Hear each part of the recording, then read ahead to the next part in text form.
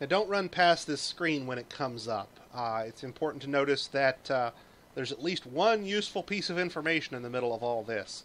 And that useful piece of information is what type of critter you might have to worry about. Right here, you can see that we could conceivably see wolves. Now, that's not to say you will see wolves, but there could be wolves on this site. And so there's at least one little tiny piece of information in all of that text that's actually worth paying attention to.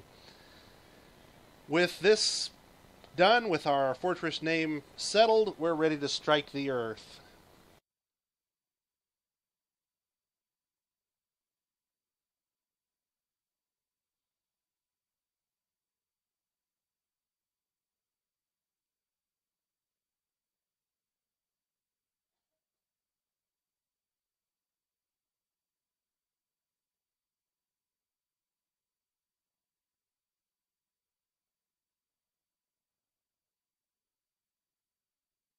All right. Now, before we actually get underway here, the first thing I'm going to do is I'm going to zoom way out and get a look at my embark site. This embark site, as you can see, is a clear dividing line between the two biomes that we really are working with. This top area is a rocky wasteland. The bottom area is a temperate shrubland. Yes, we're using extra programs like Dwarf Therapist and Sound. I noticed SoundSense hasn't actually picked up and noticed that we've got our stuff out there.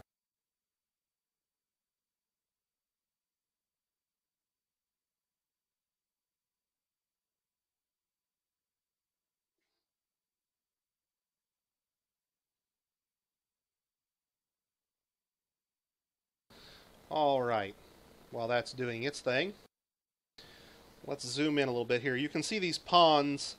These are murky ponds, and our stream up here at the top, which we'll use for our primary water source.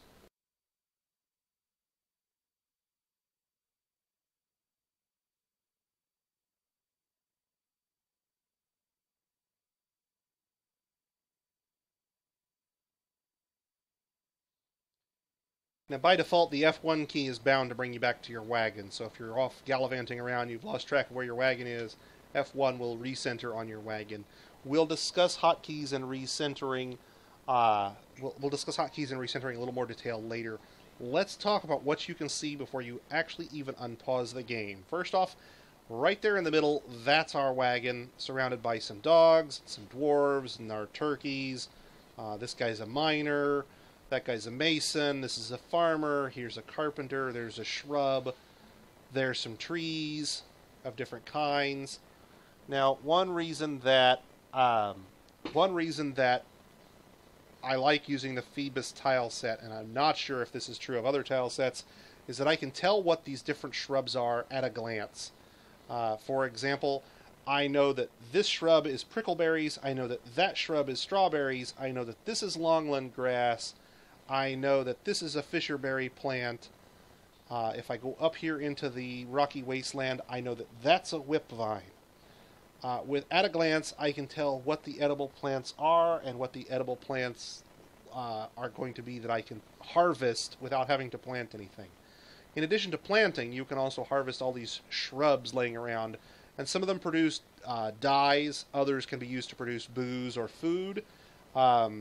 We will try to get as many of them as we can. In particular, we'll be trying to get this guy right here, which is a sunberry, and we'll be trying to get this guy up here, which is a whipvine, and we'll be trying to get these guys right here, which are rope reeds.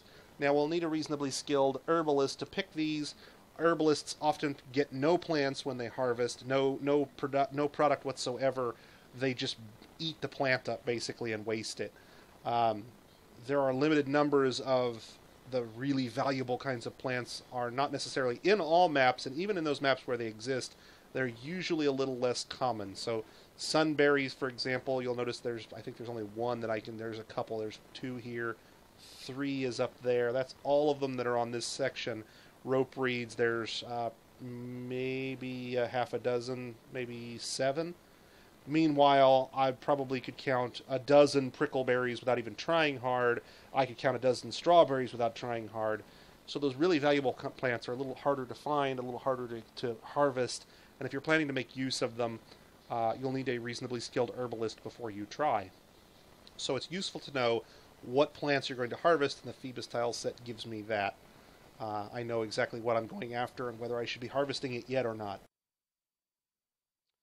Alright, so we embarked and we've only got raw goods, so what do we do? Well, the first thing you need to do is open up Dwarf Therapist. Connect to Dwarf Fortress and hit Read Dwarves. Now if you're using the version that comes with... Oh, there's a question crops up with someone asking, should you change the mineral occurrence from sparge to something else? The answer is, it depends. You're talking about you'll be talking about how much flux is available. Two things. One, you can import flux if you really need it. Two, you're talking about the commonality, not necessarily whether you can find a site with flux. I would recommend turning it up above scarce. Scarce means it's really hard to find metals, which means it's really hard to find things like iron or copper and tin in the same site to make bronze. That not only makes it harder for you to make steel, it can make it harder to get useful ingredients for that first set of metal items you're making. I would probably turn it up at least to the middle setting, if not all the way up. This site we're on, this embark profile, or this world gen seed that we use to create this site, has mineral occurrence turned up as high as it can go, and there's flux on this site. So it's not as though turning it all the way up will prevent you from ever finding flux. That might have been true in previous versions. It's no longer the case. This site does have dolomite. That is a flux. It also has iron on site, so we'll be able to make steel without having to worry about doing any importing whatsoever. Now, in Dwarf Therapist, what you're looking at here is a grid listing of all the skills your dwarves have. These are labor skills, these are military skills, these are your dwarves' attributes, their fitness for various tasks. So, for example, this guy's a pretty mediocre or pretty poor teacher. This guy's reasonably good. This guy's a poor student. This guy's a pretty good student. Most of these things you're not going to care too much about, but this Labors tab you're really going to care about. If I turn one of these on or off, that determines whether a dwarf is allowed to do those tasks. In particular, for example, if I set this guy here on, this dwarf will now be able to do masonry once I commit that change. What you set on controls what your dwarves will do. So if you have a job that's not getting done, come in and take a look. Chances are good that you didn't turn a dwarf on to do that labor. By default, your dwarves won't have any skills other than hauling that don't have a skill associated with them. So my planter will not... Nobody here will cut trees, for example, because nobody has the wood cutting labor assigned. You'll notice we have 4 guys who are set up to do mining. Well, we don't even have any picks, so they can't do mining. So what I typically will do is I'll take those miners and convert them to woodcutters. They can't be both at once because both require a tool, in this case a pick, and in this case an axe. And in addition to that, I'll set them all up to do wood burning, so that I can make some fuel initially. I'll set my mason up to do some furnace operation, and my miners up to do some furnace operation. And then I'll go all the way over here to the right, and I'll turn architecture on for everybody. If you care about architecture and want it to be done right, it's best to be done by a professional. If you just want to make sure your architecture tasks get done, and you don't really care how well constructed your buildings are, turn it on for everybody.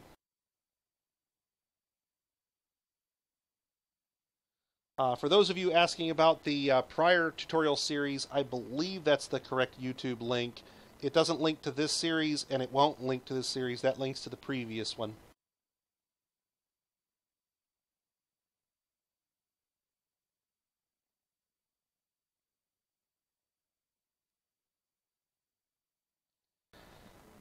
No, I haven't really mentioned it since we're installing the Lazy Noob Pack. Some of my watchers are talking about how necessary Dwarf Therapist is.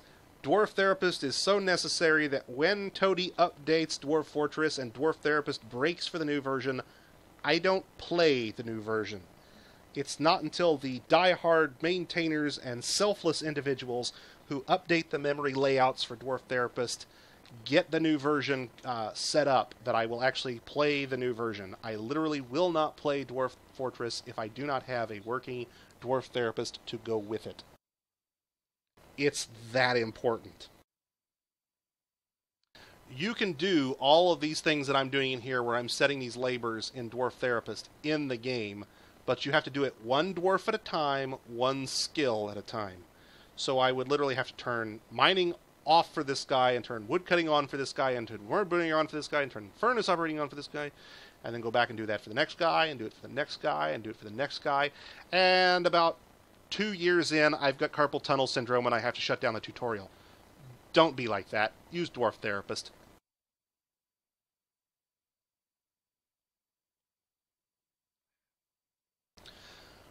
Now, since we've got our miners set up to do wood burning, they can convert some of those logs into charcoal for fuel, and then once we've got some basic fuel, we can have them do furnace operating to convert our coal into additional fuel and our copper and tin into bronze.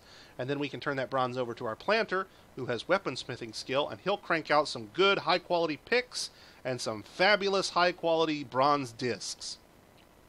Our mason will be creating stone blocks and doing a little furnace operating in his spare time. Our carpenter will produce some training axes for our miners to use while they're cutting trees, and then turn his attention to things that can only be made out of wood effectively, like beds and bins. He'll make some buckets, he'll make some cages, he'll make a few other miscellaneous items, but primarily he's going to be producing beds and bins until his fingers fall off, pretty much. Now, with all of those changes set up... I almost forgot. With all of those changes set up, I did it already, and I didn't mention that you have to. Dwarf Therapist allows you to set changes temporarily, like this. Those changes have had no effect on Dwarf Fortress. They're not permanent. They're just, I'm looking at it. I don't know whether I want to turn those skills on or not. There's 2 buttons up here near the top, Clear and Commit. Clear will undo any changes you've made. Commit will make them permanent. Semi-permanent, because you can always turn it off. But what it basically does is commit whatever changes you've done and save them out to the game. So if, for example, I did this, and I go back to Dwarf Fortress and I'm wondering why I'm not getting anybody mining, well, it's because these aren't really turned on. That's why they're highlighted in red. These are changes that I haven't yet committed. And so Dwarf Fortress doesn't know that I've done this yet. What I need to do then is I need to hit commit. And in this case, I really don't want to commit that, so I'm going to hit clear, and it will undo any pending changes. That's important if you make a mistake and, turn butchery on for everybody, and then go, wait a minute, I didn't want to do that, and you're not sure where to just clear. You can always go back to where you were and start over and make whatever changes you were going to make. Let's talk a little bit about labors. Mutable labors, mining, carpentry, crossbow making, masonry. I can't remember if engraving is or not. Tanning. Weaponsmithing, armoring, blacksmithing, metal crafting, gem cutting, I think gem setting, leatherworking, wood crafting, stone crafting, bone carving, glass making, weaving, cloth making, pottery, I believe, are all mutable skills. I'm not sure about waxworking. Frankly, I don't even think I've ever dealt with waxworking, to be perfectly honest. It's pretty minor, if anything. With these basic changes set up, though, we're ready to take those first steps on actually building something.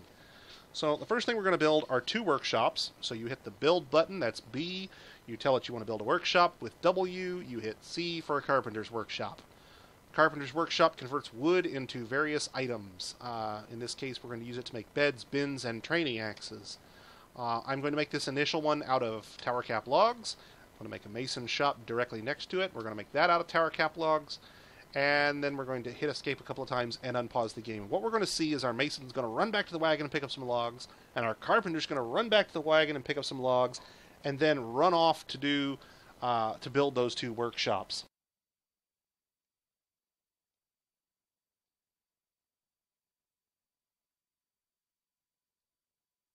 Now, go ahead and do that and get those guys started. You'll notice that right now when I unpause it, I pause it again real fast. My idler count dropped from 7 to 5. You might be wondering, well, what the hell does that mean? Well, that means that if I go into the units screen and I look, my list of 7 dwarves, 5 of them have no job. 2 of them are doing something. Early in your fortress, it's important, whenever possible, to keep that idle count low. And the reason is because you have a limited amount of time before the bad things start showing up to eat your dwarves. And it's really important to get as much done as quickly as possible with the resources you have on hand. And that means, whenever possible, making sure every dwarf you have is doing something useful towards keeping your fortress alive, fed, happy, and secure.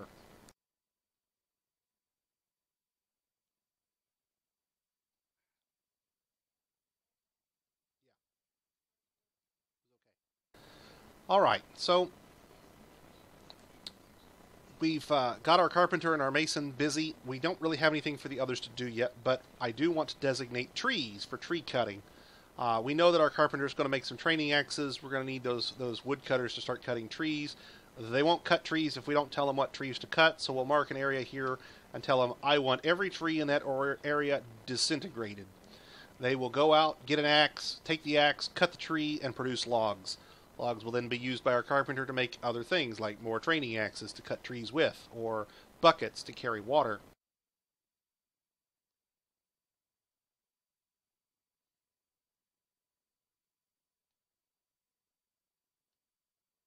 We're going to have our mason primarily making blocks for workshop construction. I do want to make a grate for something we're going to need a little later on.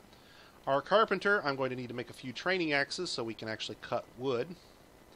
And then I'm going to have to make a couple of buckets because I'll need them for various things. I'm going to turn beds on, and I'm going to turn bins on. And you'll notice that I put an R next to them. I turned them on for repeat, which means after you do that job and you send it to the end of the list, so he's going to make a wooden training axe, and it's going to disappear. He's going to make another wooden training axe, and that's going to disappear. When he gets down here and he makes beds, however, that job doesn't go away because it's set on repeat, and he'll keep doing it as long as he has the resources to do it. Instead, the bed job will go to the end of the list, and it'll get done when it comes back up. If the bed job were the only job, then he would only be making beds, and he would just keep making beds forever.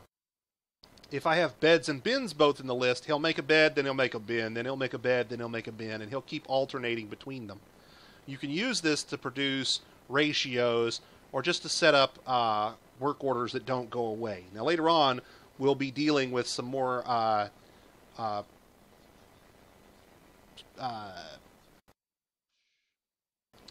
skillful's not really the right word, some more nuanced methods of production control. Namely, we'll use the manager to call up for a certain number of things. We'll discuss using workflow to set up recurring production orders that handle themselves and don't need your player input. All right, with those orders all set up, we can get our carpenter and our mason doing their various tasks. You can see him carrying a stone of gabbro, and the other guy's carrying a log, and then he'll produce a training axe, and what you'll see is a miner run over and grab the training axe and start going to cut trees, and another log, and then there's our mason doing another set of blocks. Now, at this point, we've got 4 blocks. I can hit T and inspect the contents inside that mason's workshop, and I've got 4 blocks from that one stone. Let's make the rest of the workshops we need. First off, we're going to need a wood furnace. That's under the E menu for wood furnace. And we'll make that out of blocks. We'll make a smelter. And I want to keep the smelter as close to the wagon as possible. Ores are heavy, and heavy things take a long time to move. So I'm going to move that way over here. And in addition to those 2 buildings, we also need to make a workshop, a metalsmith's forge. And the metalsmith's forge will take an anvil and a gabbro block, and it will create metal items like weapons and armor. The smelter is used to convert stone ores into metals, and coal into coke, and wood furnaces are used to convert logs into charcoal. Okay, and with those tasks done, we'll unpause, and we'll get a few people running off to do those tasks, either to make the furnaces and make the wood furnace. We'll get our grower building his metalsmith's forge. Now you'll notice that this says, hey, I need a mason, if you query why it's not being built. Our mason is busy running back and forth creating rock blocks, and this thing up here, it needs masonry too. And so the question is, well, what do? Well, there's two things you could do. You could let the mason sit there and keep making rock blocks. You could suspend the rock block job, and he'll go to work building these buildings. Or alternatively, since you could always go back into Dwarf Therapist and temporarily set all of these guys to doing masonry work. Now, I don't want to leave them there because it's useless to have them gain skill since they're going to be skilled miners and they only need one mutable skill. It's not particularly useful. But by temporarily making them masons, suddenly they'll run over and they'll build the wood furnace and the smelter. Oh, did I convert? Yeah, okay, I did commit my changes. Good. Whew. I was worried there for a minute. And with those two buildings done, now we're ready to start building actual products. So we'll make some charcoal. One unit is all we're going to need to get this primed. Remember, we brought a bunch of coal with us, so we don't have to burn all these trees to make charcoal. We can use the coal to make fuel instead. But we need some fuel to start that process because we can't make the coal into coke until we have coke or charcoal to start the process. So you notice all of the products in our smelter are red. We don't actually have the materials to do that because if I wanted to say, for example, smelt the malachite I brought with us, it won't let me do that because while we do have the malachite, we don't have any fuel necessary to that reaction. In order to get fuel, there's two ways. You can burn logs into charcoal or you can turn coal into coke. Those are the two methods.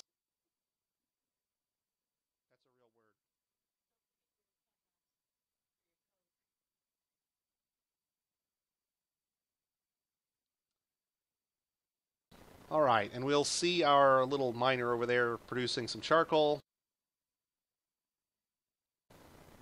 And then he's grabbed himself an axe and he's off to cut trees. Now at this point, I'm going to temporarily suspend the rock block job. I don't want our mason working on blocks right now. I need to get the ore up and done for our picks. We don't have any picks and we really need to get there from here. So I'm going to temporarily stop him from working on blocks, and he'll go to work instead on the smelting. Remember, we gave him smelting tasks earlier, and now that we have a unit of coal, we can actually produce these other items. You'll notice that some of them have turned gray so that we can actually select them. As before, like I mentioned, the first thing we have to make is some coke, otherwise we've just burned up our only unit of fuel, and we have to go back and start the process again. Once we produce this first reaction, once we make our first units of coke, this process becomes self-sustaining so long as we have coal. We then turn around and we'll make bronze bars from ore, also on repeat. And what we'll effectively be doing at this point is making fuel, making bronze, making fuel, making bronze, making fuel, making bronze, until we run out of one of those products. And so we'll convert all of our copper and tin and all of our coal into coke and bronze.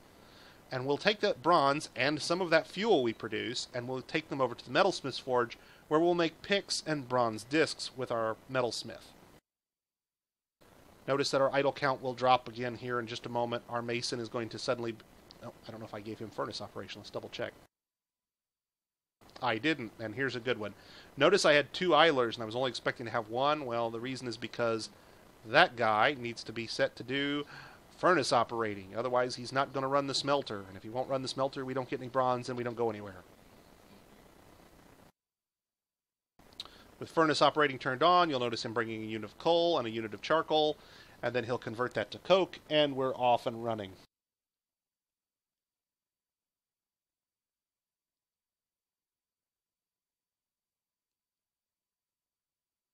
And now he's bringing copper and cassiterite to the thing, and he's going to grab another unit of coal, or he'll grab a unit of coke from the actual smelter where he's already sitting, and he'll convert that to bronze. And once that's done, I can query this right now, and you'll see we've already got lots of coke from that first reaction. This right here, these 2 units of stone, will produce 8 units of bronze. 8 units of bronze is enough to make, I believe, all the picks we're going to need for right now. So by bringing only a handful of coal and a handful of copper and a handful of tin, you're off and running, and you've got all the materials you'll need to make metal items off the start. What are you confused about, Muffin?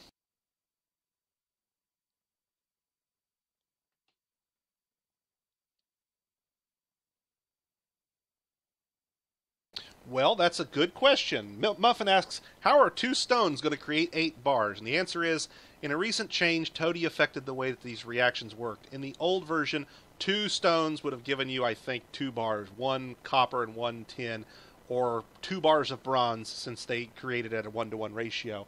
In the new version, they produce 4 units for each stone. So if I did them separately, I'd produce 4 units of copper and 4 units of tin.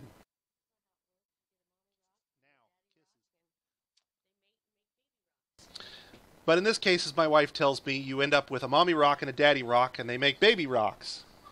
No, seriously. What Toady has done here is stone ores produce at a 4-to-1 ratio. So the cassiterite is going to make 4 bars of tin, and the malachite is going to make 4 bars of copper, and 4 bars of tin and 4 bars of copper makes 8 bars of bronze. And so these 2 stones alone are going to make 8 bronze just by themselves. This reason right here, this conversion ratio, this 4-to-1, is a big reason why bringing raw materials is significantly more efficient than bringing the full items. If you can go through the minor headache that we did right here, where we produced some workshops and got set up and then had to make some fuel, this little minor piddly little inconvenience is going to produce a substantial amount of bronze and coke. We're going to have bronze discs and picks coming out of our ears. With what I've brought, these 10 units of each, we're going to end up with 80 units of bronze. No, that's not right. We'll end up with 160 units of bronze because we've got 20 total. No, 20 times 4, 80. Duh. We will end up with 80. I'm sorry. 80 units of bronze. And we got them for, what, 120 cost units? Whereas if you bring the bronze, I think it's like 10 per, so you'd be able to bring 10 bronze bars for the same price. No, you only need 1 coke to make bronze 1 reaction. So he's going to use, see over here where it says task, TSK, whatever he's working on in this thing. If you don't know what he's working on, you have to look. We know he's making bronze because that's the reaction that's in process at the moment. But he's got these 3 items tasked. So he's going to use up this unit of coke, he's going to use up this unit of cassiterite, he's going to use up this unit of malachite, and he's going to produce whatever that reaction dictates. And in this case, the reaction that he's going to do burns up the fuel and converts these 2 stones into 8 units of bronze.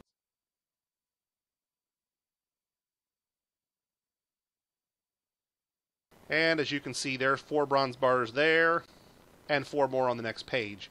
So for the cost of that 1 unit of coke, had 2 stones, we were at 8 bronze bars. We now have enough bronze to start producing picks. We have enough coke to keep our forge running. It's a significant production benefit to do it this way. It really can't be emphasized enough. Bringing raw materials is really the way to go at your embark. Now that we have bronze, we can make bronze picks and axes and hammers and what all. Oh, we're going to start off and I'm going to make 10 bronze picks. And I can already hear people screaming, well, wait a minute, why are you bringing 10 bronze picks? You've only got 4 miners. And that's true, I do. I only have 4 miners. But my goal is to have 10 miners on staff. I don't really need 10 miners later on. They're not going to, I'm not really going to necessarily need all 10 of them. But having a few extra doesn't hurt anything. I might get careless and lose some to a cave-in. They might punch a hole through something and fall out into the caverns and die when they hit the ground 20 levels down. They might accidentally, because I was careless, punch the hole in the side of the volcano and burn themselves alive. Extra miners never hurts anything. 10 is a good round number. I'll make 10 picks and then we'll do something else. Remember, we've got 8 bronze bars just laying there, and I've got 9 more units of cassiterite, 9 more units of malachite to make into bronze.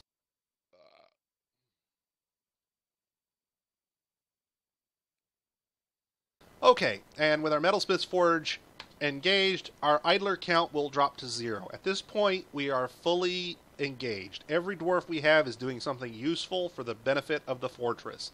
All of them have tasks. If I hit the units menu, you can see that my miners are cutting trees, my carpenter is making bins, my mason is cranking out coke and bronze, and our planter is making bronze picks and will eventually make some bronze discs. At this point, there's nothing I can do to really affect anything other than designating additional jobs that won't get done until somebody's got free time, or just wait. Basically, your fortress is in full swing. There's nothing you can really do here.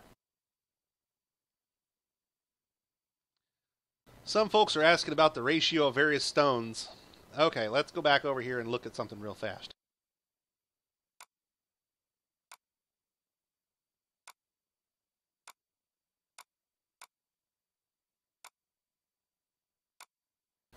Let's talk about stone.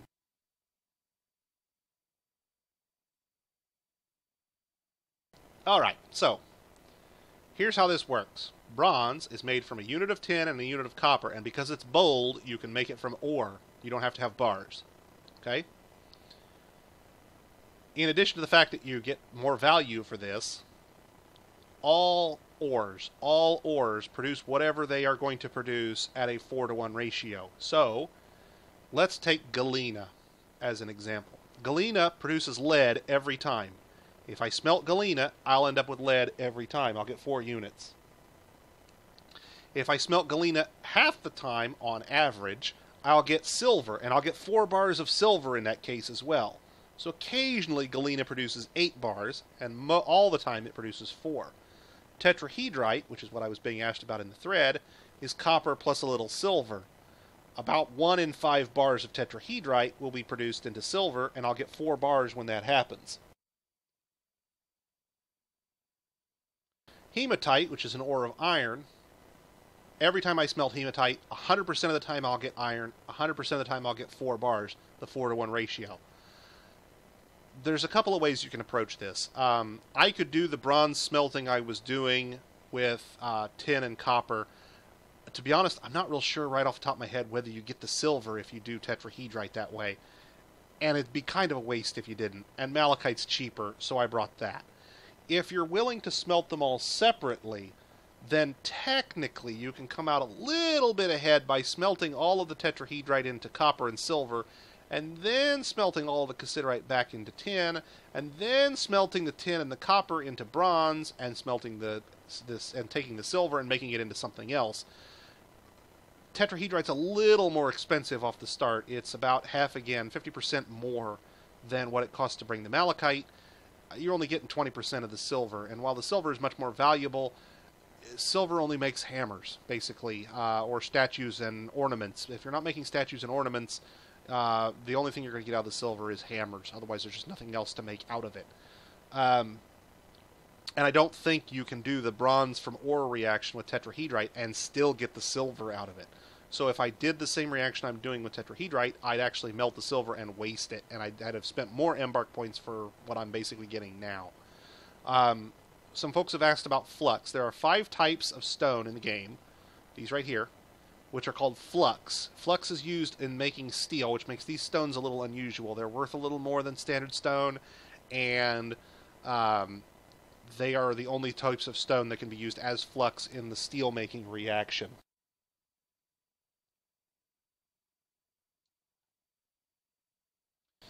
Magma-safe materials, which you see down here at the bottom, are things that can be exposed to magma without catching fire, burning up, and melting. You'll notice leather and cloth don't appear in this list. That's because they burn. You'll notice dwarves don't appear in this list. That's because they burn.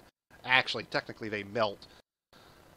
All of these materials can be exposed to magma, whether it's flowing magma, sitting magma, doesn't matter. All of them can be exposed to magma and be safe.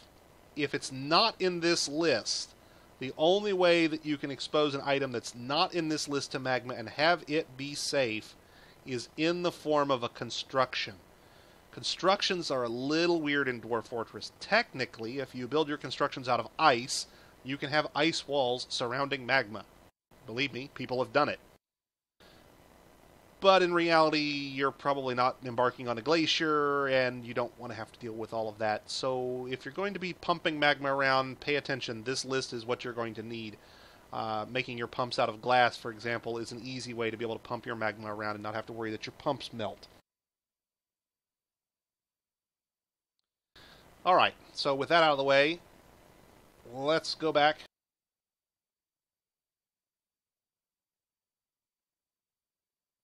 to where we were.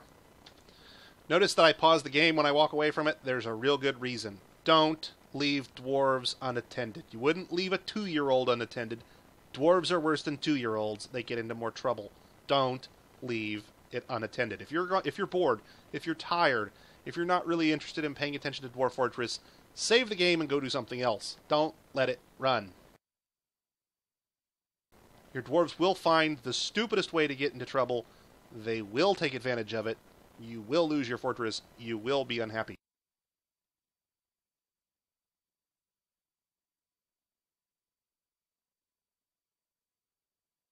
At this point, you can see, let's talk about quality levels. This is a good time to do that. These little symbols outside our bronze pick are quality levels. Okay? These 4 that have these vertical bars here in the Phoebus tile set are superior quality, I believe is the technical term. They are 1 step below masterwork. Let me get the cheat sheets out again.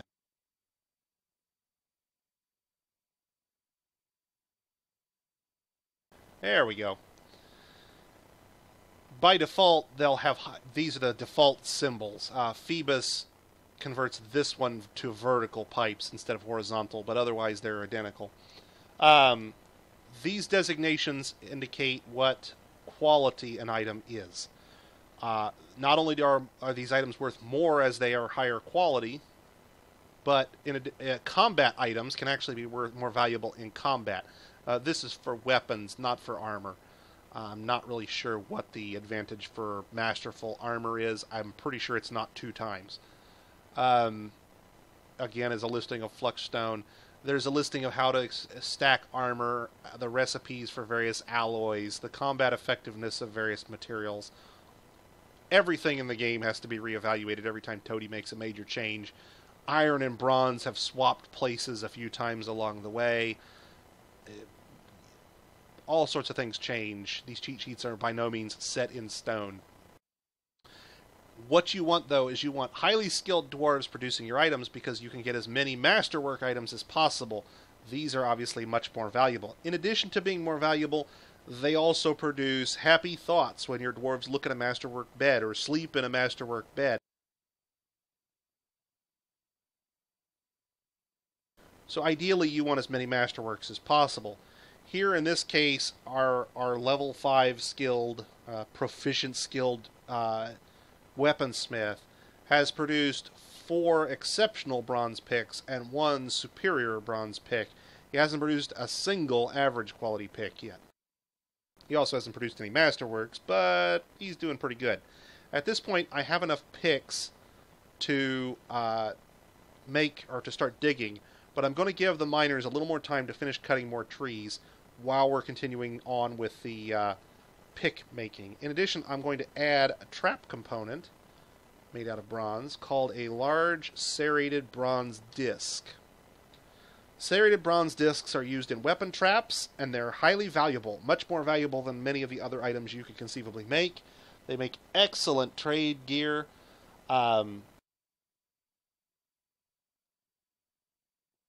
Our axes are made from wood. Someone was asking, well, how are you cutting trees? You haven't made any axes yet. And the answer is, my carpenter made axes when we first got here. These are training axes.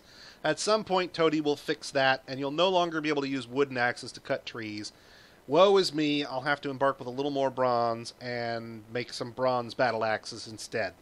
That's probably not going to slow our start down here too much. We'll lose a little bit of our most exploitative mid-maxing, but that's about the size of it.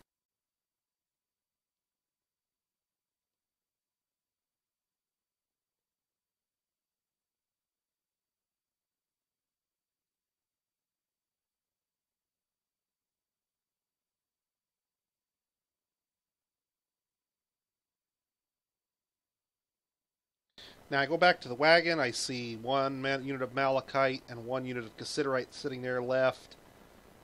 There's 4 or 5 more, so we've got 6 reactions to go in terms of bronze making at this point.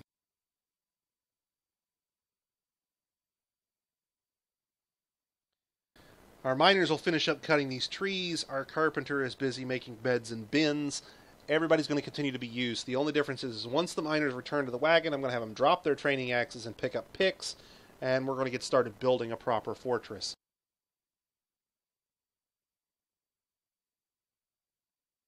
Don't talk to me about beating wood.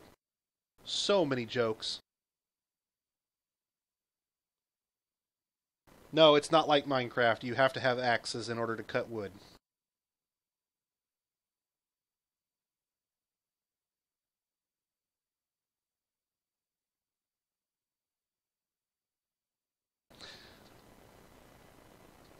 Okay, notice the blinking blue arrows in the Phoebus tile set. What this indicates is those dwarves are all thirsty. And now's a real good time to start talking about stocks. One of the most important screens you'll use in Dwarf Fortress is the screen you pull up when you hit Z. It's called the stocks screen. It contains some various relatively non-detailed information about how many dwarves you have, how many animals that are trained or not trained, your food stores, how much your fortress is worth. It has access to the kitchen, which will list, or to animals listing, which lists all the animals that are available to your fortress. The kitchen listing, which lists detailed breakdowns of what types of foods are available, whether they should be available to the kitchen for cooking, whether they should be available to the stills for brewing, and so forth. The stone screen will list what you can use various stones for. So, for example, setting stones available or not available for the listed tasks. If I were to turn dolomite on for this, dolomite would only be available for making these items. It would not be available for anything else like blocks or furniture. I want to use my dolomite for other stuff, so we're going to let all of these flux stones, which are special, be used for other things. However, coal, I never use coal for making furniture. Coal is fuel. Don't use it for furniture. Don't use it for furniture.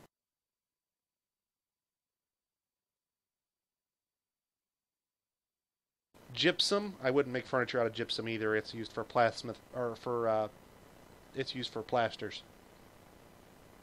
Kaolinite can be used to make clay.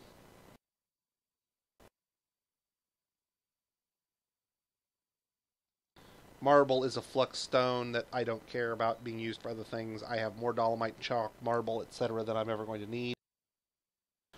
Going into these subscreens does pause the game, so right now my dwarves aren't running around in the background making mischief. The stock screen, we'll get into it a little more detail later, but basically this lists everything in your fortress, every item that you have, every rock, every twig, every quiver, every arrow is in this screen. Now, initially you don't have a real high level of detail unless you only have a few. So for example, I can see that I have 2 large bronze discs, but I can't see how many boxes or bags I have. It won't let me give a detailed breakdown. Eventually, we're going to implement a noble called a record keeper who will improve the accuracy of our records. We know that we have somewhere between 40 and 50 boxes, but we're not sure how many. And we know we have between 30 and 40 barrels, but we're not sure how many. Likewise, we've got 100 to 110, 120, 130, somewhere in there, logs. We don't know how many exactly. But we can tell we have 10 thread and exactly how many there are.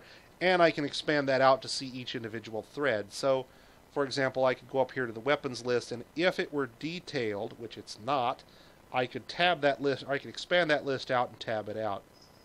Now, one of the plugins that Falcone has added to the game is the search feature. I can hit search and go thread, and bang, I will find thread if it's there. This will allow me to limit the types of items that I see in one of these screens. So, for example, where is thread?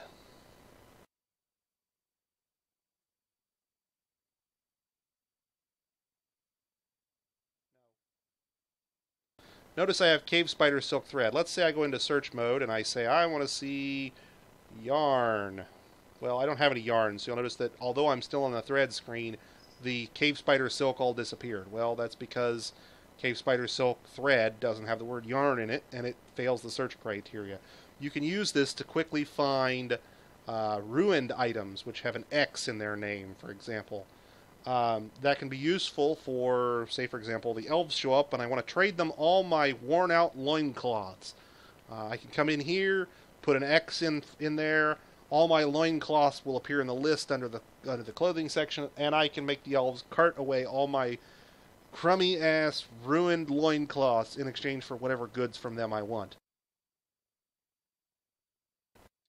The animals section deserves a little bit more mention. In addition to listing all of the animals in your fortress, it's also where you'll designate animals for war training or hunting training in the new version. As well, it's also the way that you mark an animal for butchery. If you want it to be butchered into meat and fat and bones and skins, this is the place to do that. If I marked one of these animals for butchery, my dwarves will come around, drag it to a butcher's shop, and kill it, thereby producing meat, bones, fat, skins, and possibly wool if it was a wool-bearing animal. That's not really the way you want to get wool in general. You'll shear your animals, not butcher them. But if you have an excess amount of sheep, you don't need to worry that you have to shear the sheep and then butcher them. It doesn't have to be done that way. You can butcher them and get the wool that way as well. We'll be butchering... Oh, speaking of animals.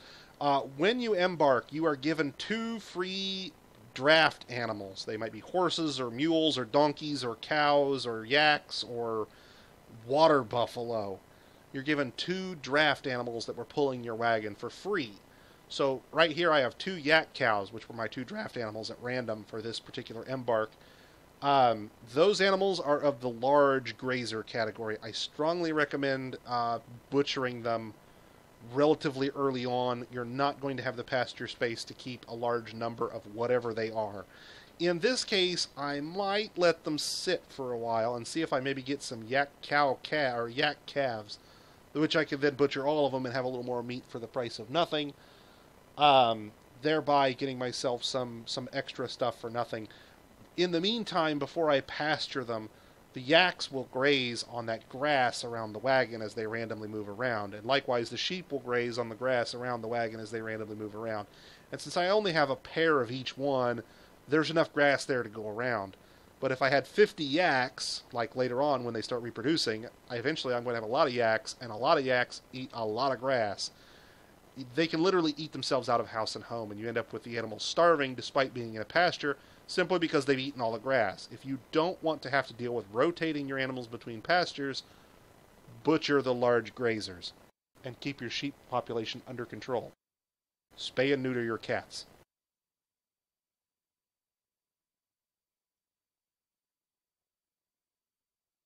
With an atom smasher, preferably. Okay, our dwarves, since they're now thirsty, are going to run back and drink from the booze that we brought with us. So our stock of booze, which is somewhere between 70 and 80, is going to decline now as they drink their fill. Notice that dwarves will not interrupt a task they're in the middle of for drink. They will wait until they finish.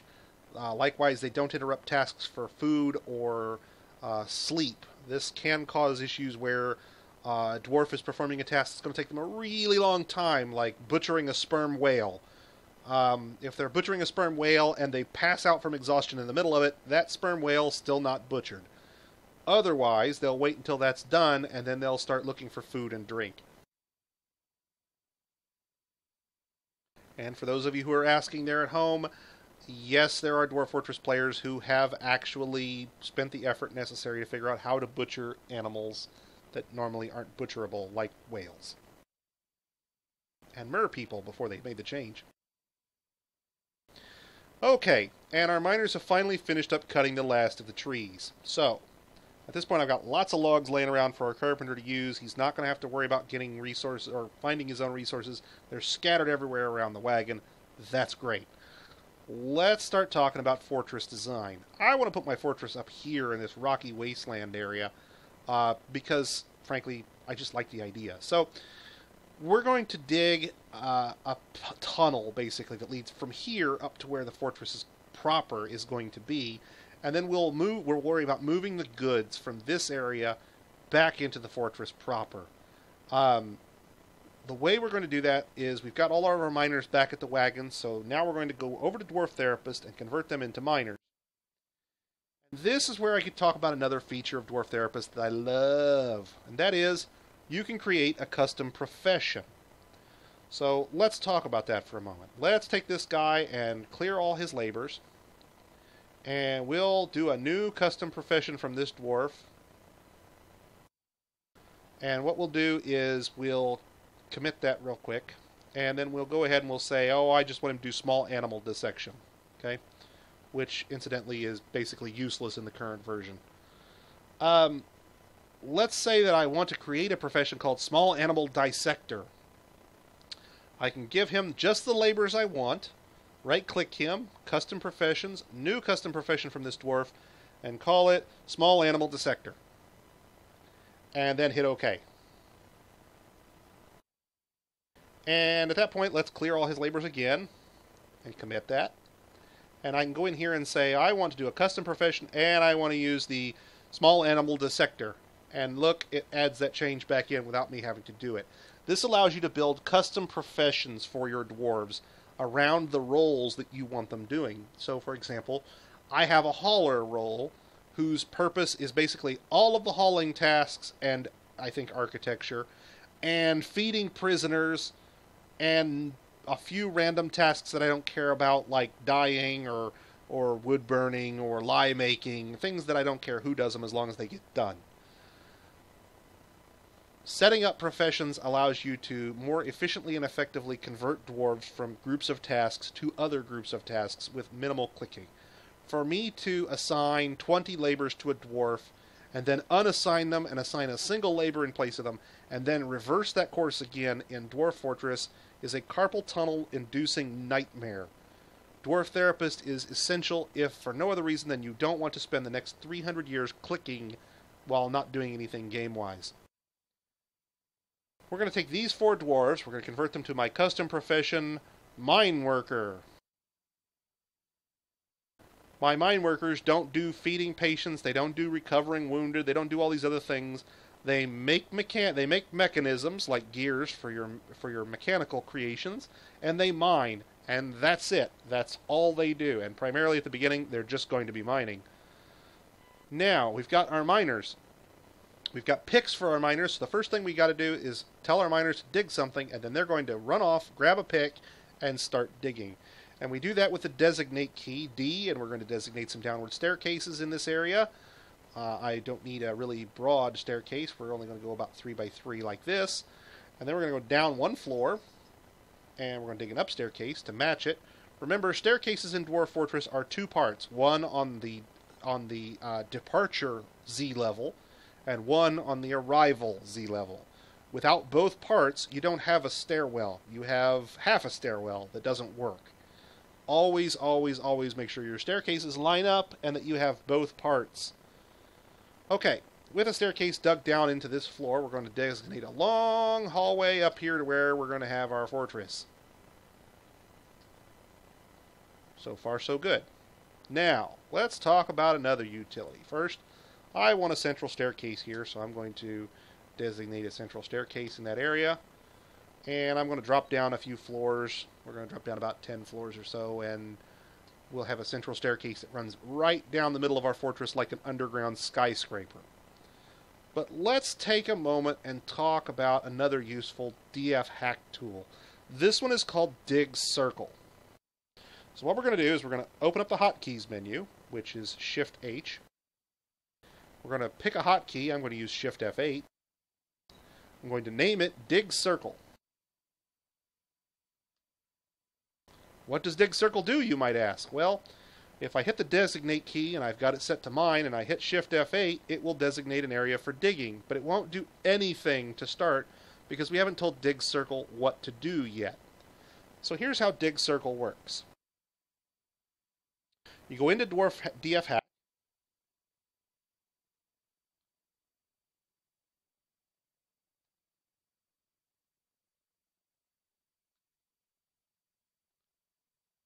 And once you've designated a circle, in this case a filled circle that's 31 units across, which is the maximum size that you really should probably be using in most cases, it will designate a circular area for you in 1 key. So now I'm going to take this away.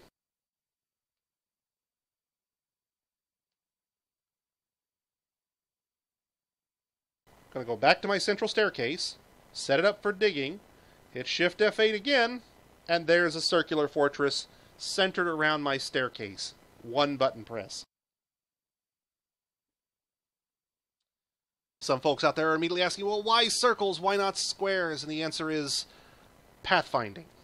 One of the big weaknesses that Dwarf Fortress has is pathfinding. Pathfinding is the single biggest drain on your CPU cycles that the game has. The more objects you have in your fortress that need to be path found to, the longer the paths that your dwarves are having to pathfind over, and the more things that you have actually doing the pathfinding, the slower your game will run. As you can see up there at the top, we're running at the FPS cap of 100. Once we have 200 dwarves and 50 sheep and 50 pigs and 50 dogs all running around in our fortress at once, there's going to be a lot of pathfinding going on. And you're going to end up with a situation where your frame rate's going to drop dramatically at that point. Oh, sorry, I went into DF hack. I used the dig circle command. Let me pull DF hack back up here again. Somebody was asking, well, what did you do? In DF hack, all I did was use the dig circle command, dig circle. I told it I wanted a filled circle, this is a filled circle, as opposed to a hollow circle, and I wanted it to be 31 units across. This area is 31 units from top to bottom and from left to right. 31 is an intentional choice. I'll demonstrate why in a moment with zones, but the basic reason is that there's a certain maximum size that you can build for zones and stockpiles, and it just so happens that 31 is just barely inside that maximum size. So this is about as big as a stockpile can really be. Stockpiles can be square, so you could technically make a slightly bigger stockpile than this, but this is probably bigger than any stockpile you're ever going to need. This first floor we're actually going to use for our farming space, where we're going to grow our crops. Initially, I'll build some temporary stockpiles to get our gear moved from the wagon down to the staircases, down the hallways, and into this space. But this is a good spot for us to go ahead and say, okay, we've got some digging. Now, before we go ahead and start digging, let's talk about the structure of the underground. And I'm going to use a cheat command here so you can kind of get an idea of what we're looking at. The reveal command allows you to effectively turn off the fog of war in the underground areas. You can still see my designations. You can look at what types of soil or sand we're dealing with. This is a sandy clay wall. If I go down a floor, this is black sand. If I go down a floor, we start getting into some interesting stuff. This is stone in the Phoebus tile set. In particular, this is dolomite or a flux stone. I can tell because of this little cloud icon. These are metal ores. This is probably tetrahedrite maybe. This is gold. Don't see any others here. Let's go down a few floors. So you can see there's some gem clusters. These are different types of gems that are in the middle of all this. And as I keep going down, now we've got some other types of stone, and you'll notice the gold went away, and now the gold's back, but the tetrahedrite's gone. And we'll go on down, and hey look, caverns! And then there's caverns with some water in them. And then we're on the far side of that, and there's some copper. Not seeing a whole lot of iron ore yet. Maybe there's some heme or some magnetite running around in these veins. These might not be tetrahedrite. They might be magnetite. Let's see, that's tetrahedrite. Let's go back up a ways. Nope, that's tetra. Oh, we're still below the caverns. Iron, if you're going to have it, is usually found fairly high up in the world.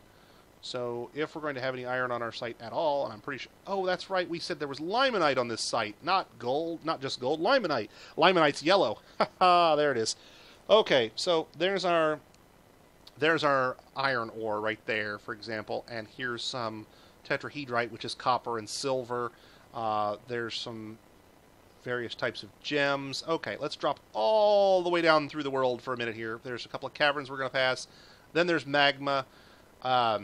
This is the bottom of the world, basically, at this point, we're getting into. The magma gets a little bigger, and then there's basically levels where there's all magma. And you might be wondering, well, what's that black square? Well, that black square is a spoiler, and I'm not giving it away. Basically, it's possible in Dwarf Fortress to delve too greedily and too deep, and the black squares contain what goes on in that space. At the bottom of the world, the effective bottom of the world, you're going to run into what's called semi-molten rock. You can see it listed up there at the top right. Semi-molten rock eats anything that gets thrown into it. it is the ultimate garbage dump. It disintegrates anything that touches it. All right. Now, this magma here, we'll use that later on for like magma forges and magma smelters. The caverns are a good source of trees if you can deal with the inhabitants. We're going to discuss the creation of tree farms a little later on. In addition to trees, in the forms of mushrooms, those mushrooms you see there are actually trees that will produce logs. There's also silk, and the caverns are an ideal place to get access to silk. And we'll also discuss how to create tree farms in these giant sandy areas that we've got here on this second floor. We're going to actually create ourselves a tree farm. Now, all of that's fine and good, but we really don't want to be looking ahead, so to speak. So I'm going to turn reveal off now that you've kind of seen how the world is structured underneath the layers here.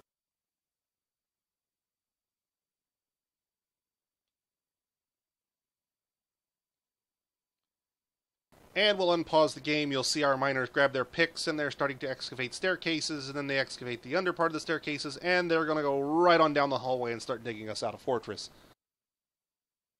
Now, I have 4 miners, and there's only 3 hallway tiles, so you might see one miner start back down the hallway before he gets distracted by a new spot to dig. Once they get to the main fortress, however, there'll be more than enough work to keep them all busy. Notice our idler count is still running at 0. We are still fully employing every dwarf in the fortress to do something useful. That won't be possible later on. We'll simply not have enough tasks to keep all of our dwarves busy. But early on, it's very, very important that you keep your dwarves up and running and doing useful things to keep your fortress alive, fed, happy, and secure. Dwarves do not mine in a predictable, useful fashion. They tunnel like worms.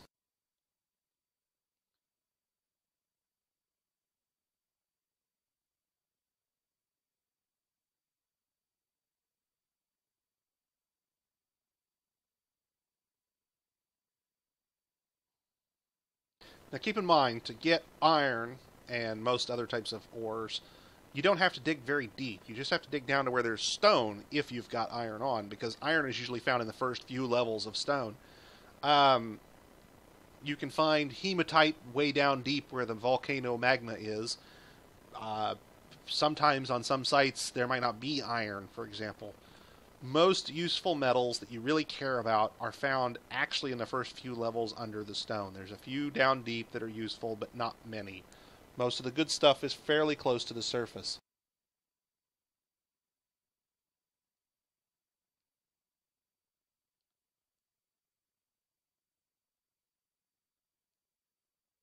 Now this first level is sand, or is soil, sandy clay specifically. So you'll notice there's no boulders being produced. There's no stone coming out of this. Basically, it's just soil. Soil has 2 advantages. One, it's very quick to dig soil. Your miners will eat soil alive, and it produces the same amount of mining experience as stone. So the easiest way to improve your miners' skills is actually to dig soil. Soil has a couple of useful properties. In particular, you don't have to do anything with it in order to start farming. Dig out some soil, plant a farm, and get busy. Our miners have decided now that they're going to go ahead and dig out the central staircase, so they're proceeding down into the earth here, down towards the depths. We're going to drop down about 12 levels, and then that staircase bottoms out for now. We'll extend it down a little further later.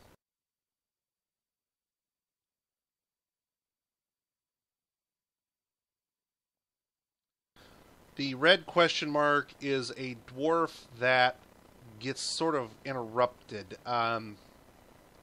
He looks for a job and doesn't find one, and then starts away, and then finds a job and moves back to doing something useful.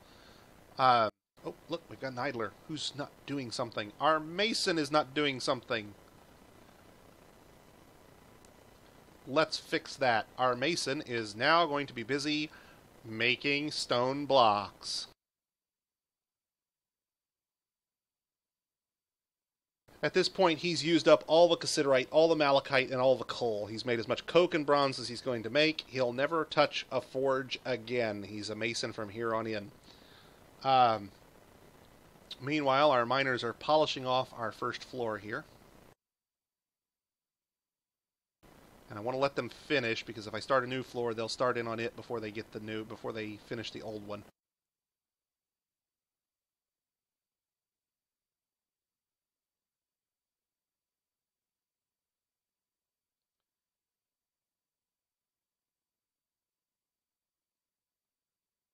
All right, and our miners have come back. They're eating. You'll notice that we've lost some of our drink that we had. We've lost some of our fish. We're starting to deplete our resources. Dwarves got to eat. Dwarves got to drink. That's going to be our first priority in the fortress, is getting those facilities up and running. Once they polished off this last section of stuff, once it's all blinking, it's all been allocated for digging. We're going to go down one floor, and I'm going to dig out another floor just like it. They'll finish their last few tasks upstairs, and they'll immediately start digging out the second floor. Now, let's build some farm plots.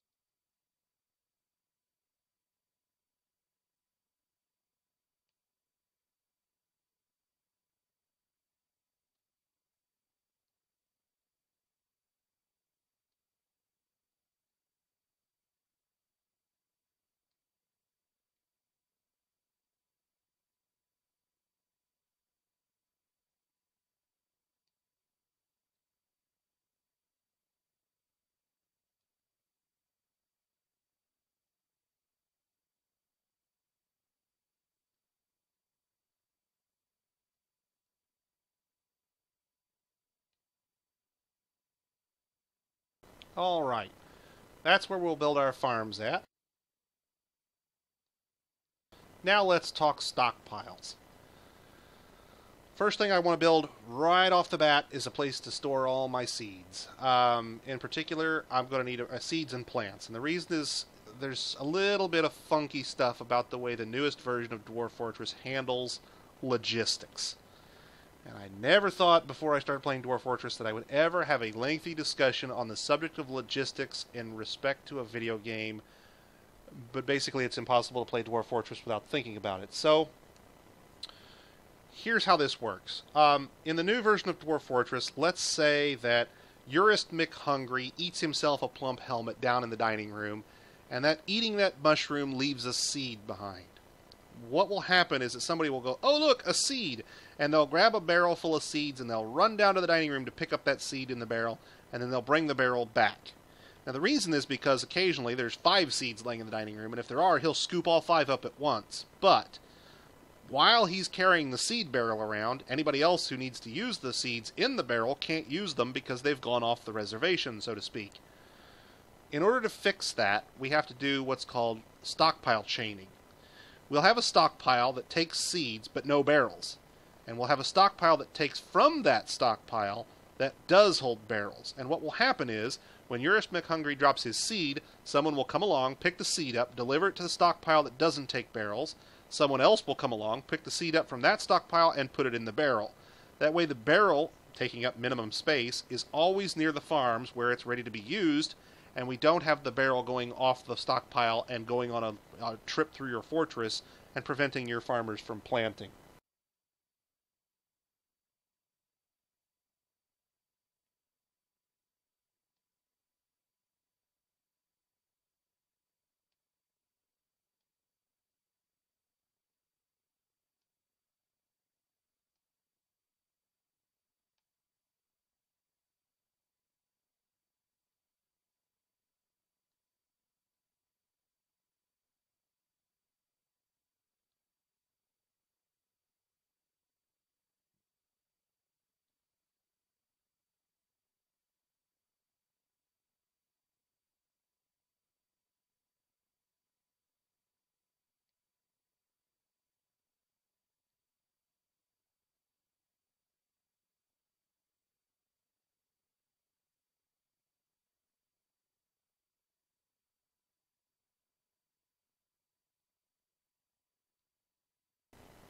Alright, now, what we have here is a stockpile chain.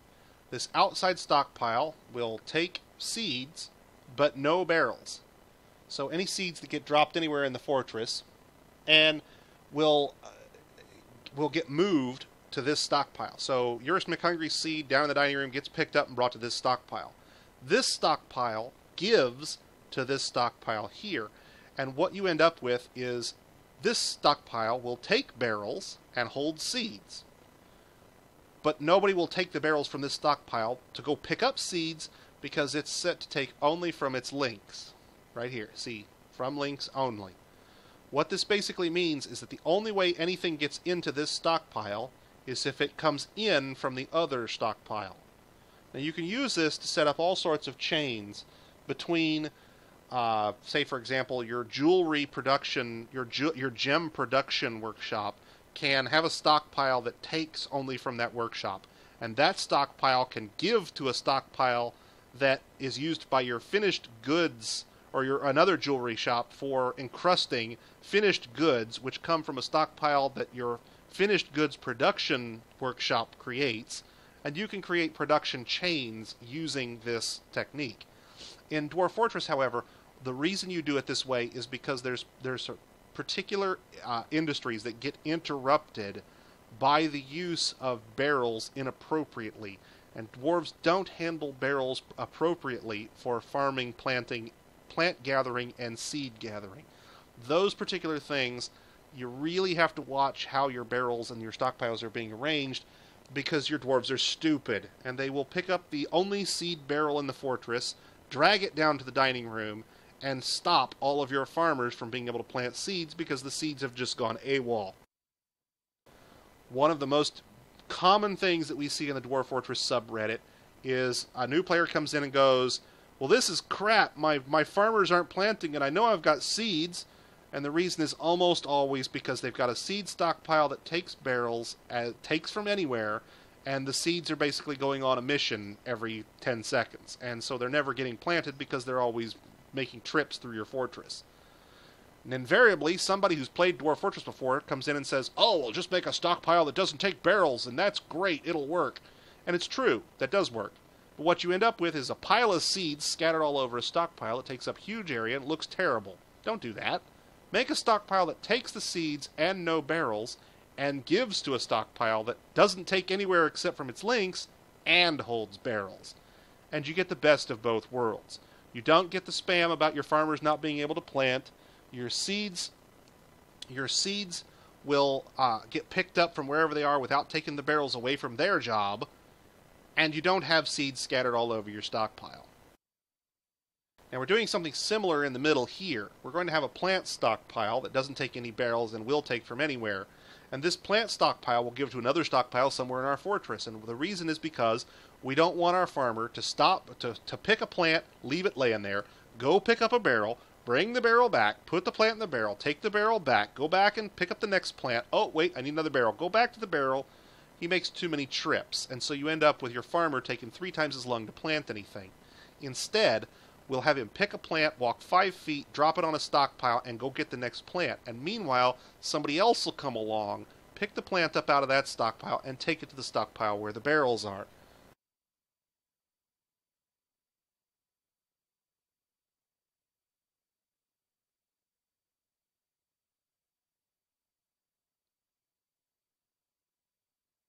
Alright, with our farm plots designated, it's time to start talking about some temporary workshops and what we're going to do. Some of the first workshops we're going to have to build are masons' workshops, carpenters' workshops. Those guys on the surface are doing their jobs where they're at, but that's not where our fortress is going to be, and we're going to have to get them secured. It's already mid-spring at this point, so we're halfway through the first season, and we don't have any defenses to speak of other than those few untrained dogs we have laying around. And our fortress is wide open, and all of our valuable stuff is laying there on the surface, and oh my god, we got to do something to defend ourselves. So, the first thing we're going to do to defend ourselves is put up walls.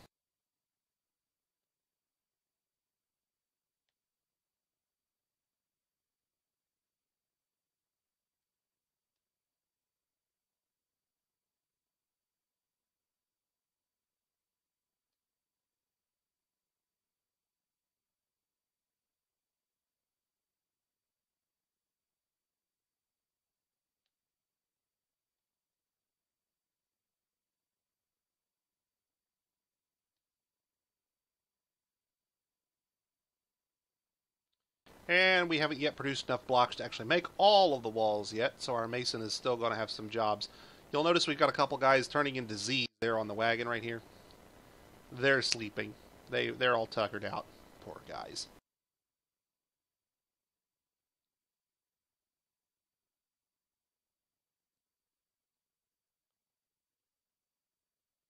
Sleeping on the surface like this is actually bad.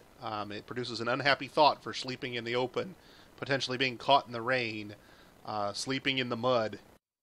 All of those things can make your dwarves more unhappy. We want to avoid them as much as possible. Unfortunately, we don't have a proper fortress dug out yet. Our miners just fell asleep as well, so they stopped in the middle of what they were doing and fell asleep in the sand.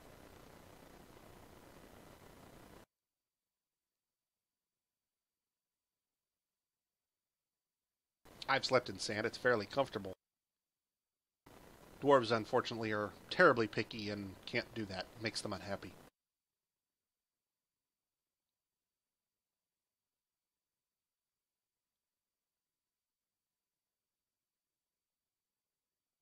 Now you can see our wall construction is proceeding apace.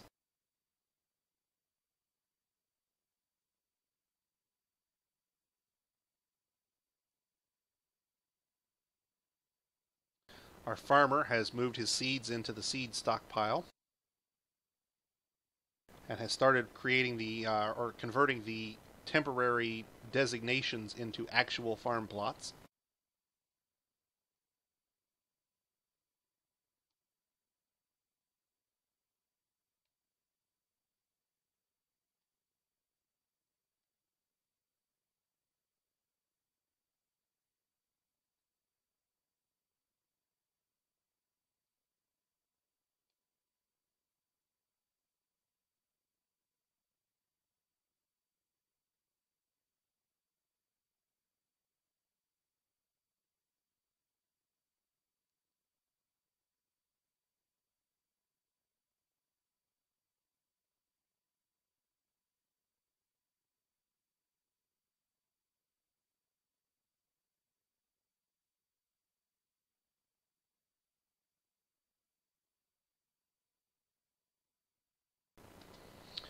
Now that right there, that's bad.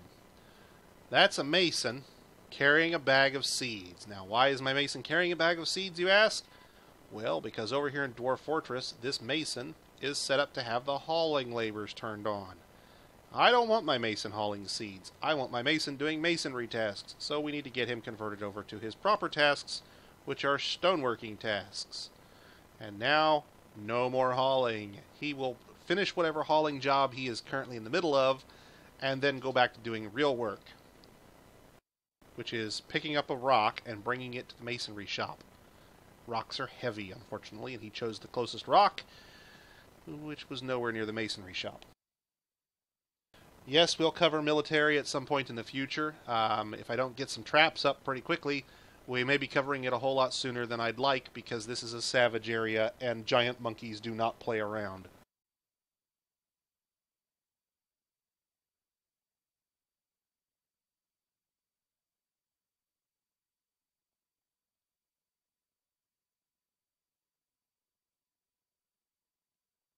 No, not regular monkeys. Oh no, these are giant monkeys. These are giant monkeys that will come around, steal your stuff, and tear the arms off your dwarves. You haven't lived till you've lost your fortress in the middle of the first summer because giant monkeys have come, killed every draft animal, killed all your dogs, killed all your turkeys and chickens, and dismembered your dwarves. You know, just because they wanted to steal your stuff.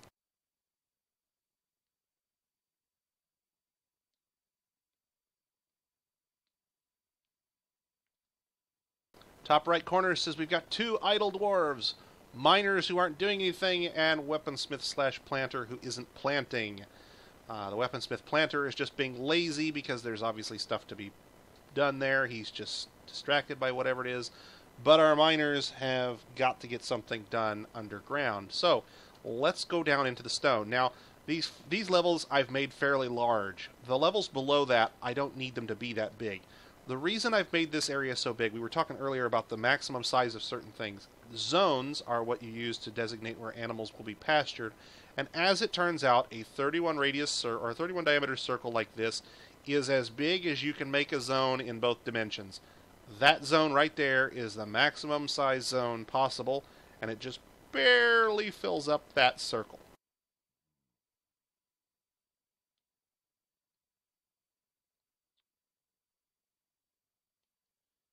Remember, we don't have to wait for grass, so I can already pasture the pigs, and I could pasture the birds, but I'm not going to just yet. I want the birds in their own special area where we'll produce eggs.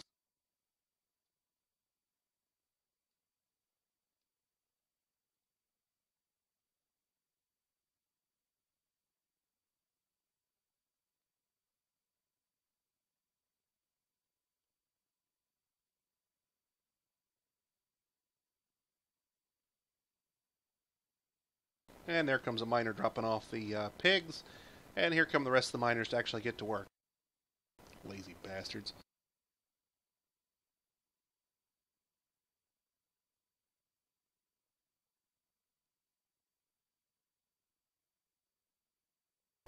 Now wait. My building walls won't be good enough against the monkeys. Monkeys cannot get through walls. Now they can get through that wall because it's just a wall.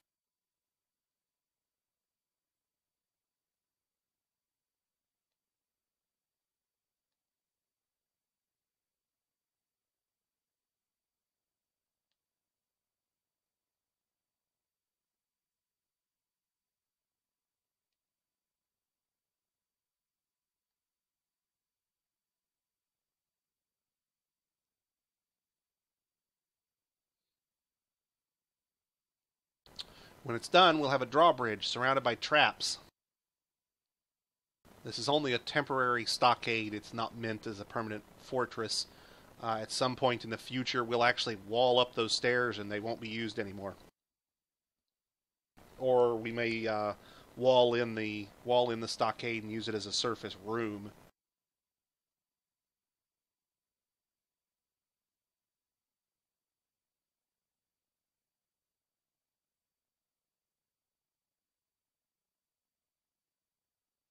Someone's asking, well, why do you need traps if walls will do the job? Well, okay, let me ask you a question in return. Let's say I build 4 walls all the way around that little area right there, and all my dwarves are inside.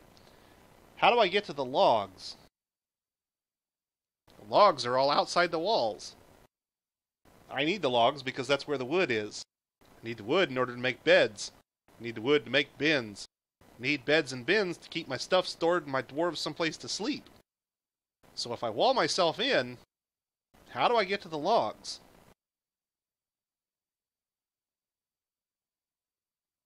There you go. Alright, so what we'll do instead is we'll create a drawbridge, which will let our dwarves come in and out, but also be able to be sealed up like a wall, and we'll put some traps outside that to keep the monkeys out if I don't notice them coming in. And the traps will deal with the monkeys, and the walls will keep the monkeys from coming in any place except where the traps are. Now, some folks are asking, well, wait a minute, wait. Why are you trying to pasture animals down here? Well, first off, pigs don't need to graze, so pigs can be pastured there all day long and never have a problem. Likewise, birds don't graze, so I can go ahead and create a zone here, which is solely for the birds. And we're going to go ahead and get the birds moved into this area as well.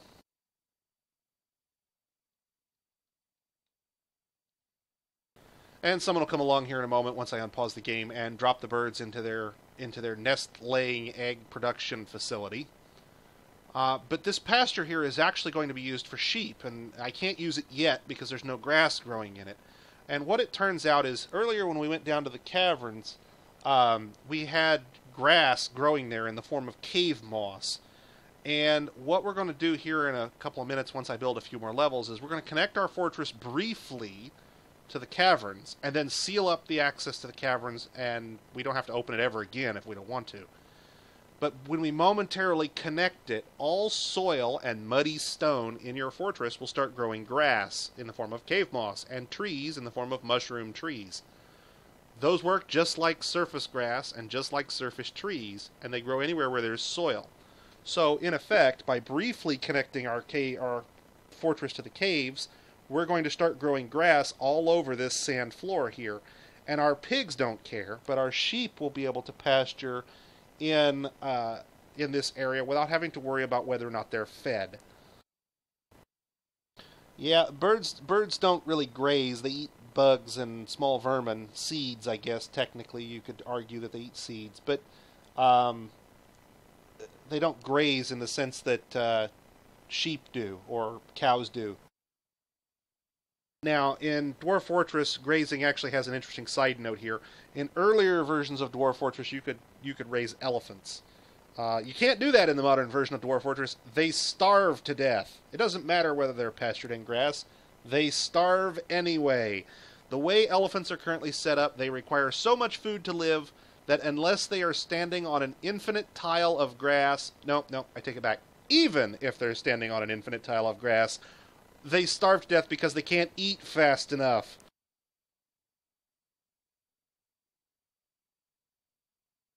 Okay, I'll take your word for it, Kodiak. I confess I haven't studied the real-world dietary needs of chickens and geese. And I think that, yeah, it's basically a case of not registering enough. The smallest grazers, cavies and bunnies, um, subsist on nothing but grass. And basically you'd have to have dozens of them to eat a pasture this size down to nothing. The birds would eat even less than that. It basically falls below the level of resolution for the simulation. How's that for a phrase?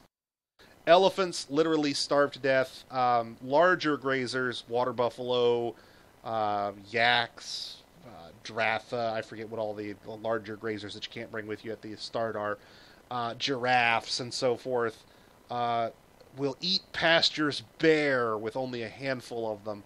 And certain animals like pandas, which are grazers, can only subsist on certain types of grass. In the case of pandas, bamboo. You can't keep pandas alive if you don't have bamboo. They will actually starve to death as well. Most of the things I bring with me don't need grass. Pigs, dogs, no grass. Birds, no grass. Sheep do. So initially I'll leave the sheep on the surface. The draft animals that came with my wagon they'll stay on the surface with the sheep for a time. The dogs I'll leave on the surface as defensive measure while I'm getting the fortress dug out. You notice there's really nothing of value yet in the fortress besides my seeds here. All the valuable stuff is still in the wagon. We haven't moved anything underground really yet. Once we've penetrated the caverns and this starts growing some cave moss, we'll move the animals down.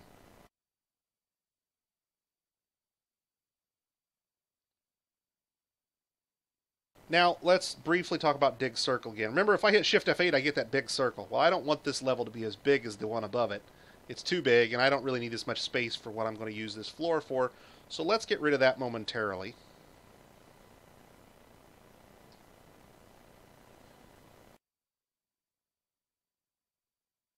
Dig Circle defaults to whatever you've set it to in your prior use.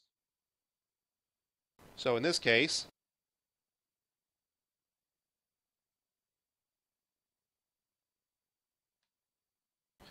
notice this fixed growth notification here. This is a fix for a current bug in Dwarf Fortress where dwarves and animals born on site sometimes don't grow to their full size. They stay small and infantile and don't grow properly. The fixed growth is a script that Falcone has added to work around that bug until Toady gets it fixed.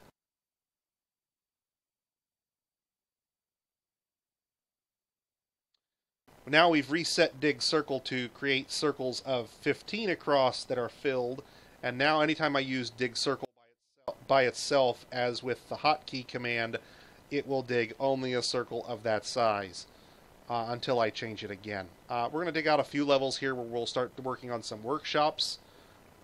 Meanwhile, you'll notice our miners are bringing in the bird brigade here. Once that last pasture is built, or the last farm plot is built, we'll start in on the farm plot production. And we're also going to start in on, I'm going to inform you on an exploit to grow surface crops underground. Something every aspiring Dwarf Fortress farmer should do. Basically, if you can picture the animal in real life, somebody's asking about grazers. If you can picture the animal in real life and it uses grass for the most part, those animals require grass to pasture on in Dwarf Fortress. Uh, the exceptions are those animals that consume too little grass to be meaningful to the simulation, like birds, or that are assumed to be rooting or otherwise subsisting on something else, like cats, dogs, and pigs.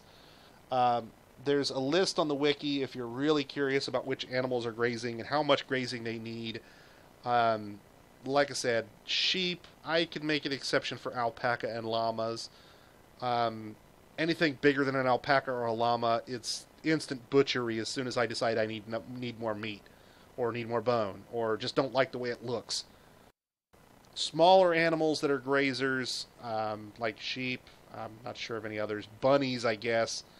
I might let bunnies survive, but you have the problem of pasturing them and they reproduce like mad. Um, they basically are just going to get butchered just because I could stick the skulls on spikes outside the door as a warning to future generations. Birds are guinea fowl, blue peacocks, ducks, geese, chickens, turkeys. The predatory birds like falcons, eagles, owls, if you somehow capture them and domesticate them, those don't need to graze either.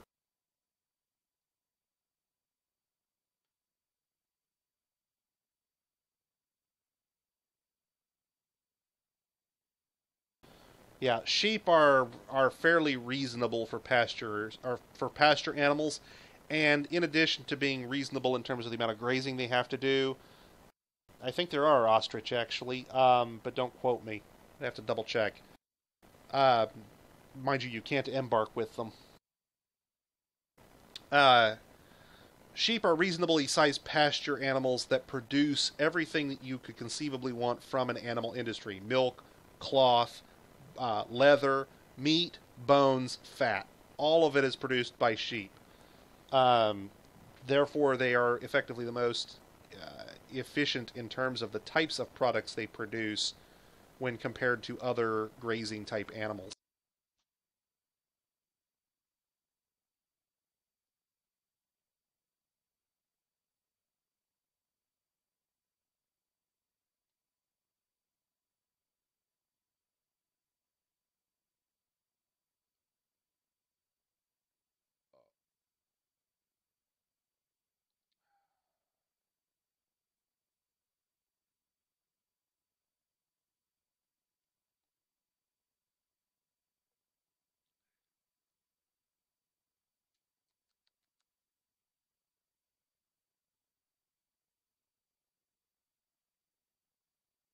Late spring, we're just about to start getting migrants.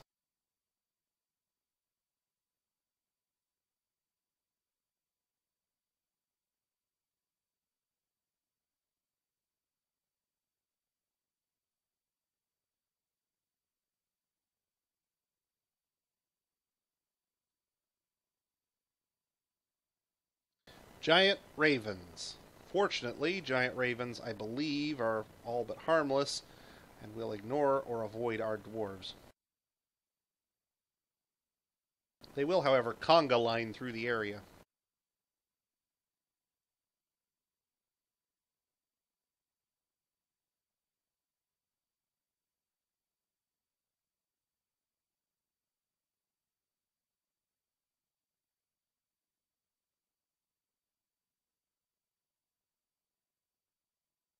Note that certain birds will swoop in, snatch things that they probably shouldn't be able to carry, and then fly off with them. You haven't really lived until you've seen a bird fly off with a wheelbarrow. Or an anvil. Or a statue.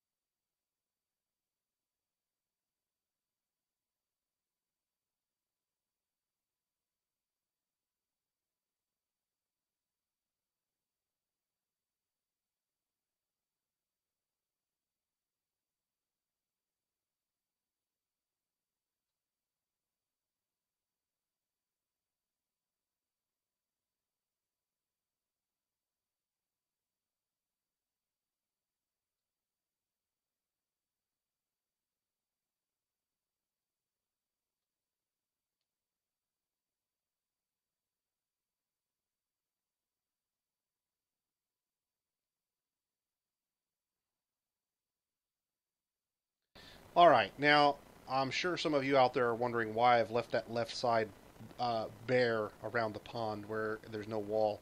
The answer is because there's a particular pathfinding feature, let's say, with the way water works.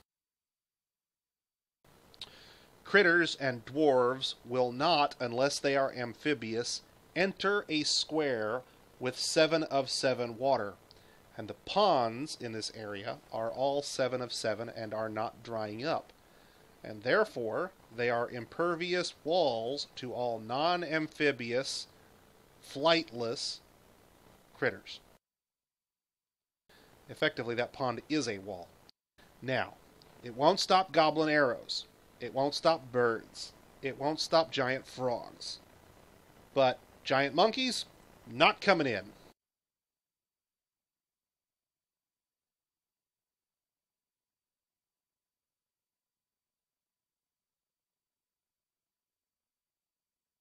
Dwarves are not by default amphibious. In fact, dwarves by default can't even swim. No, not really. Training your dwarves to swim often involves dropping a waterfall on their heads to get them a couple of levels of swimming, and then they can survive being immersed in 7 of 7 water. But that's about it. Basically, water is a barrier for all intents and purposes to most critters.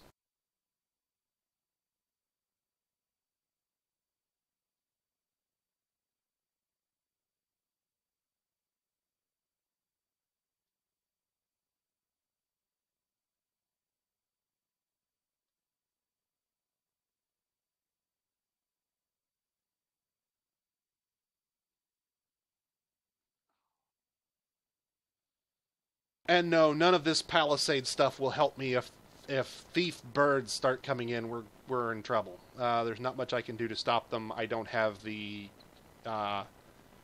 crossbows made. I don't have bolts ready. I can't convert my dwarves to hunters and have them fight them off. I could do that, I guess, right now if I really wanted to, but I'm more concerned with getting a fortress up and running. And our miners have actually finished digging out an area. Good, good. Let's talk about how we're going to use this space. I'm going to start talking about permanent workshops, basically, where we're going to have the dwarves working on a more permanent basis. That stockade up on the surface is purely temporary. I'm going to bring everything downstairs and disassemble everything in that area. So once that's done, I need to have a place for them to work down here. This first floor we're going to designate specifically as a stockpile for food. This stockpile is where our food is going to end up because the level above here produces meat and bones and fat and other animal products, milk and cheese and eggs, and the one above that produces plants. And so they're 2 levels away from the main stockpile, which is where all of our food will end up in barrels.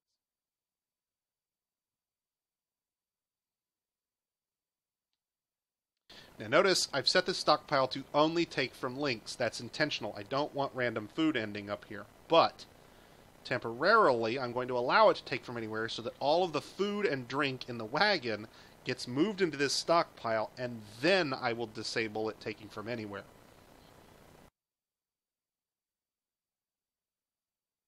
Oh yeah, and we want to disable seeds because we've got stockpiles for seeds already and we don't want our seeds ending up in here.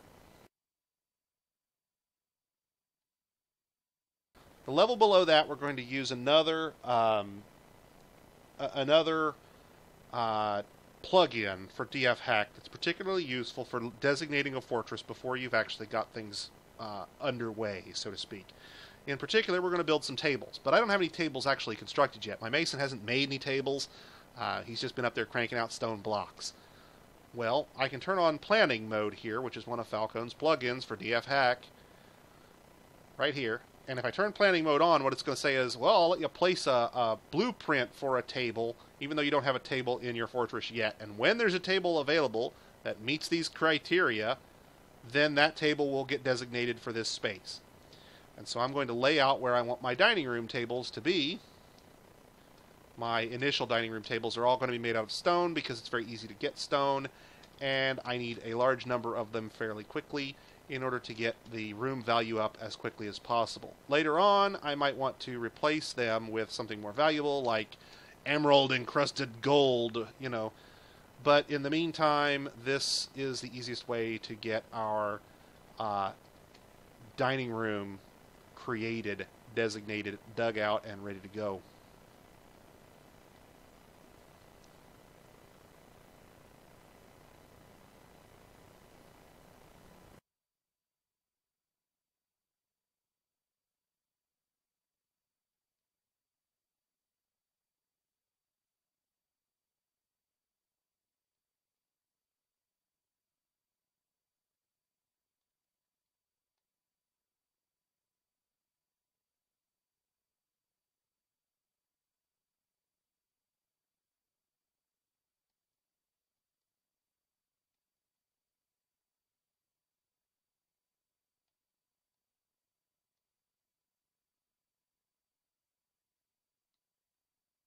Likewise with the chairs.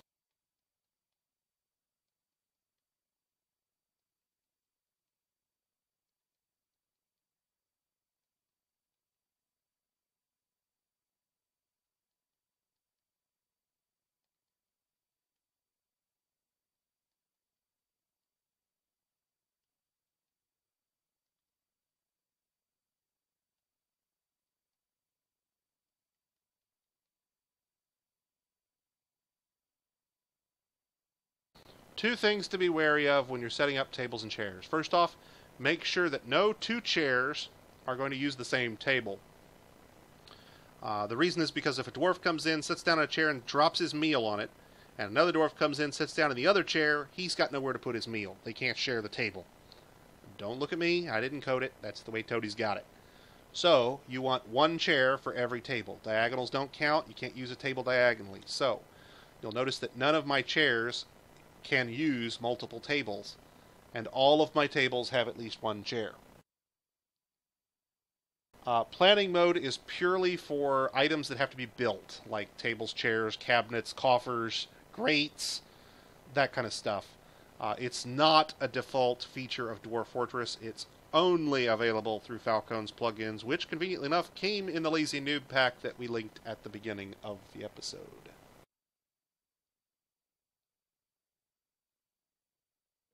There is a way to create items that are not built, like, say, for example, I wanted to have my dwarves create 30 iron battle axes. There's a way to do that using the manager, and we'll discuss that a little later. Planning mode is purely for furniture-type items.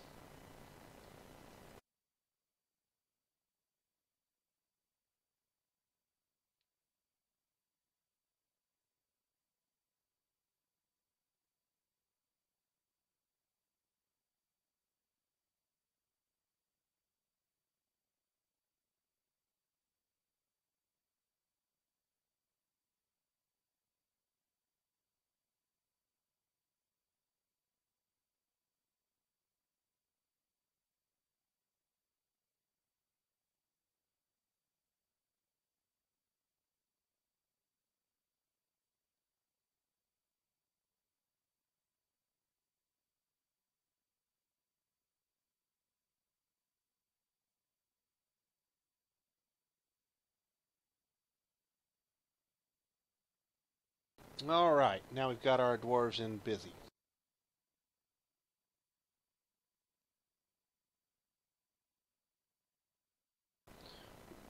Oh, yeah, you're right. There's a table I went one too far over here.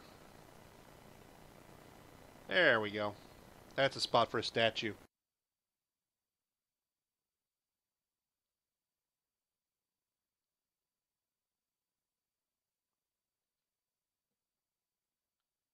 Good eyes, I didn't notice.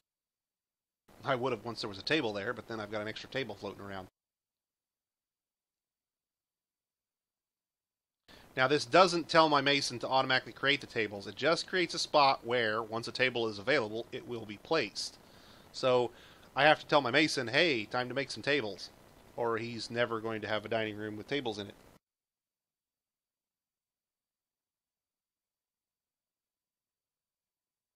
And this floor here is going to be where we'll set up our masons. If this were above ground, since the question came up, it would look like a circular tower.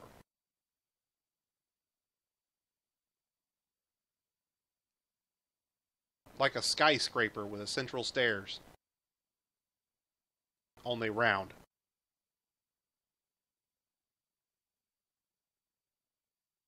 You'll notice the beds have started to go in. That will get our dwarves some happy thoughts. Well, happier thoughts. Technically, it's still a negative thought, but it's not as bad as sleeping in the mud, in the rain, or on bare stone cave floors.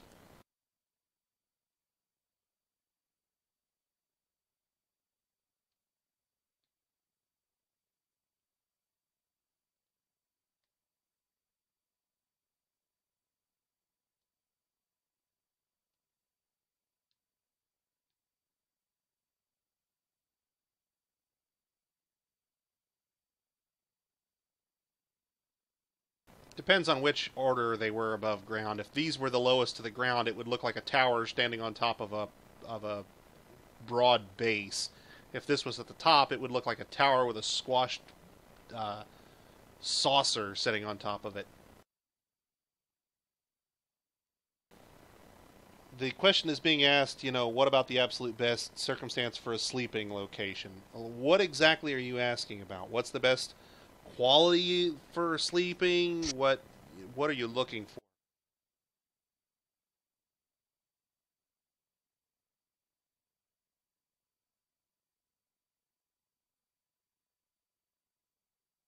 And the question was asked about our neighbors. One of the buttons we didn't touch here are civilizations. Now, right now, the only civilization that shows up is our dwarven civilization.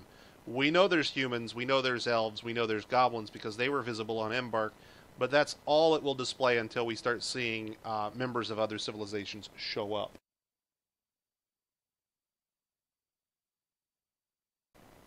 In terms of sleeping location, the best is a artifact quality bed surrounded by artifact quality furniture, surrounded by masterwork quality engravings, with an artifact quality door on the front, designated as a bedroom, assigned to a single dwarf.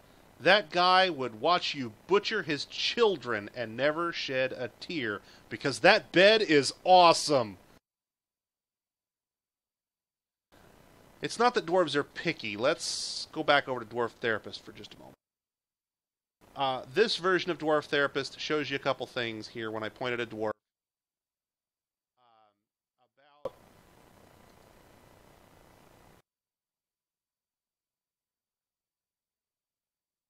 About let's see if I can find it here.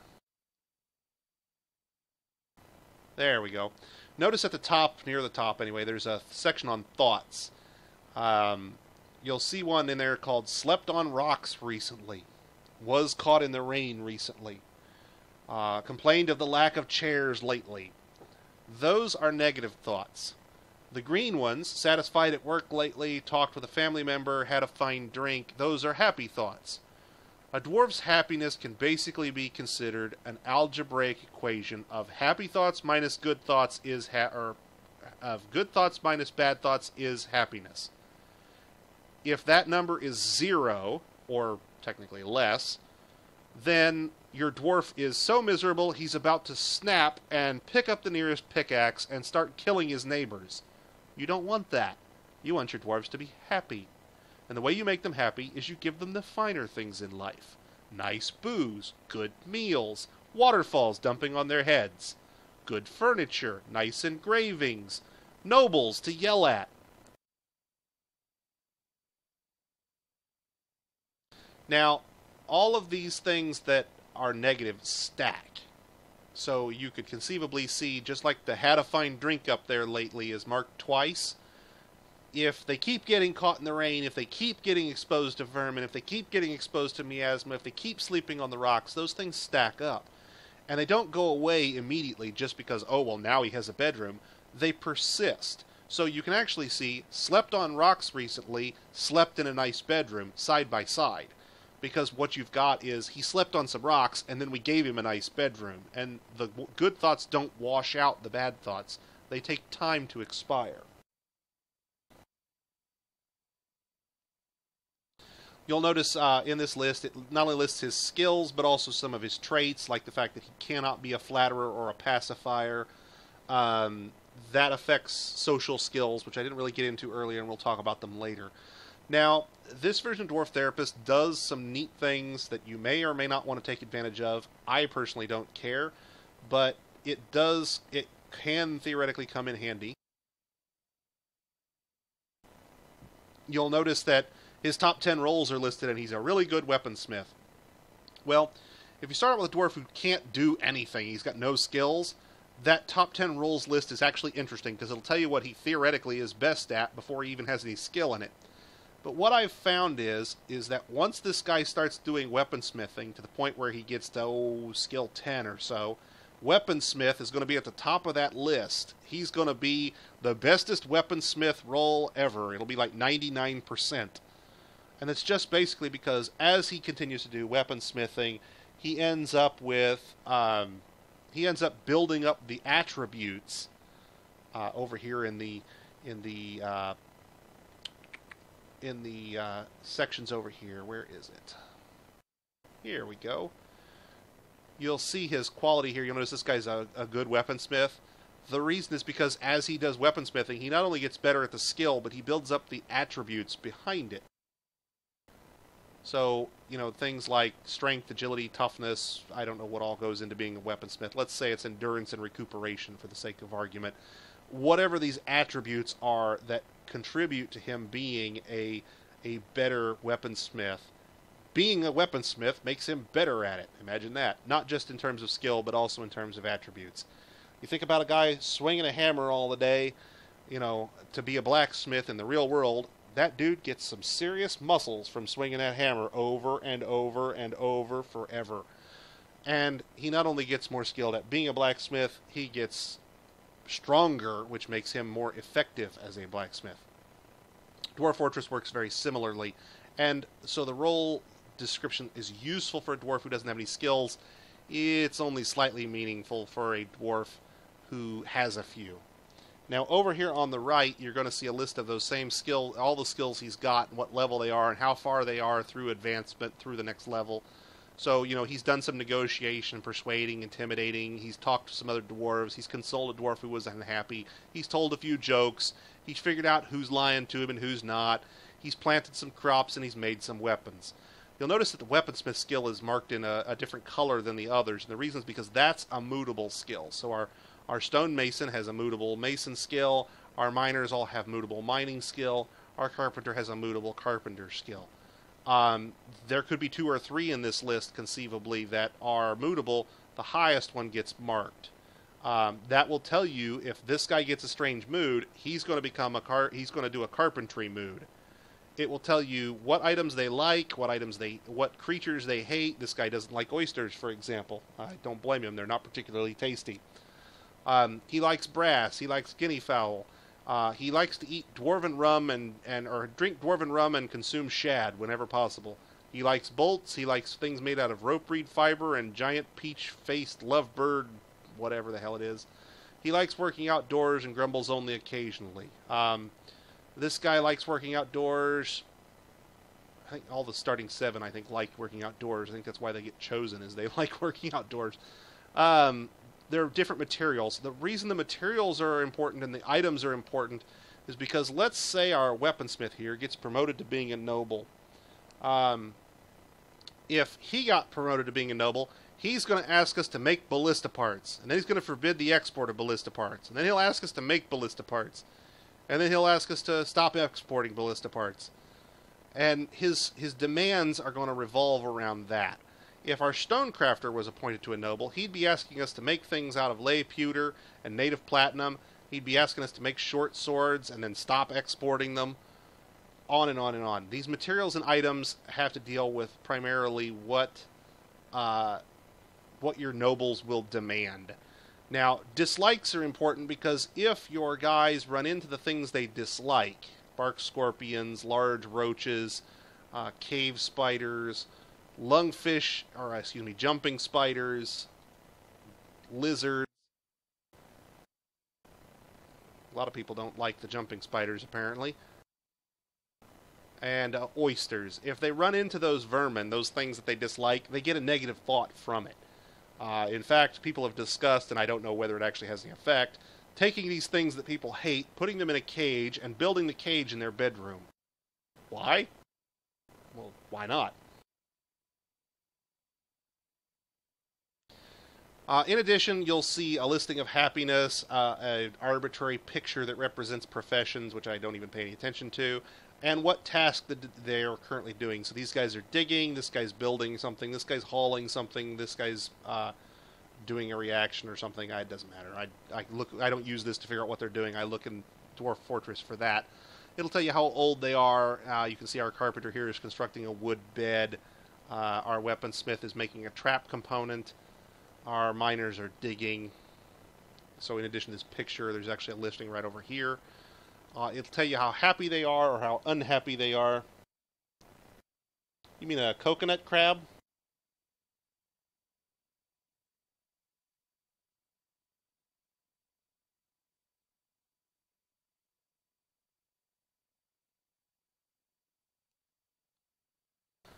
Okay, let's stop for a moment briefly and bounce over to the social roles. These are things your dwarves develop whenever they are allowed to converse amongst themselves, primarily.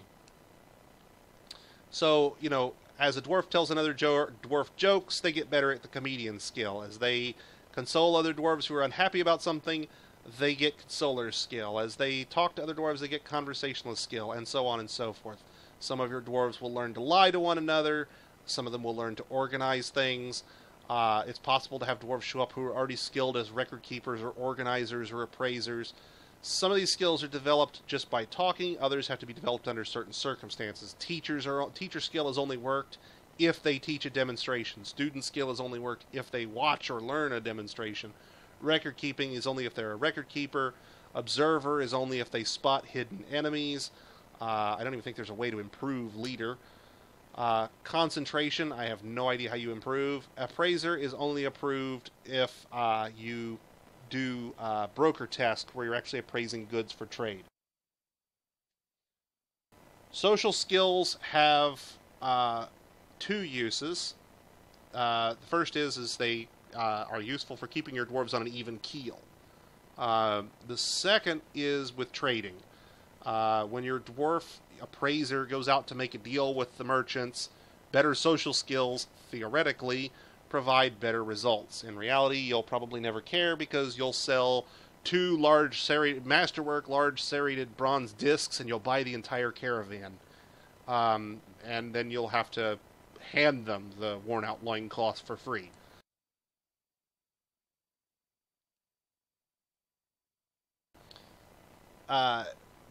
Some of these skills are mutually exclusive. If I remember right, you cannot be both a liar and a consoler. Liars make better brokers than consolers, just by virtue of occasionally lying about the quality of your goods doesn't necessarily hurt making a deal. Pacifiers are those folks who calm down angry dwarves. Persuaders, persuasion, liar, negotiator, judge of intent, intimidator, flatterer, conversationalist, and comedian all play into buying and selling stuff, theoretically, as well as keeping your dwarves on an even keel. You will typically have one dwarf who's your designated broker and does all the appraising. You'll typically have one dwarf who's your designated record keeper and does all your record keeping. You'll typically have one dwarf that's your designated organizer / manager, and he'll do all your organizing. They'll get very good at those tasks, and you won't replace them unless you're forced to.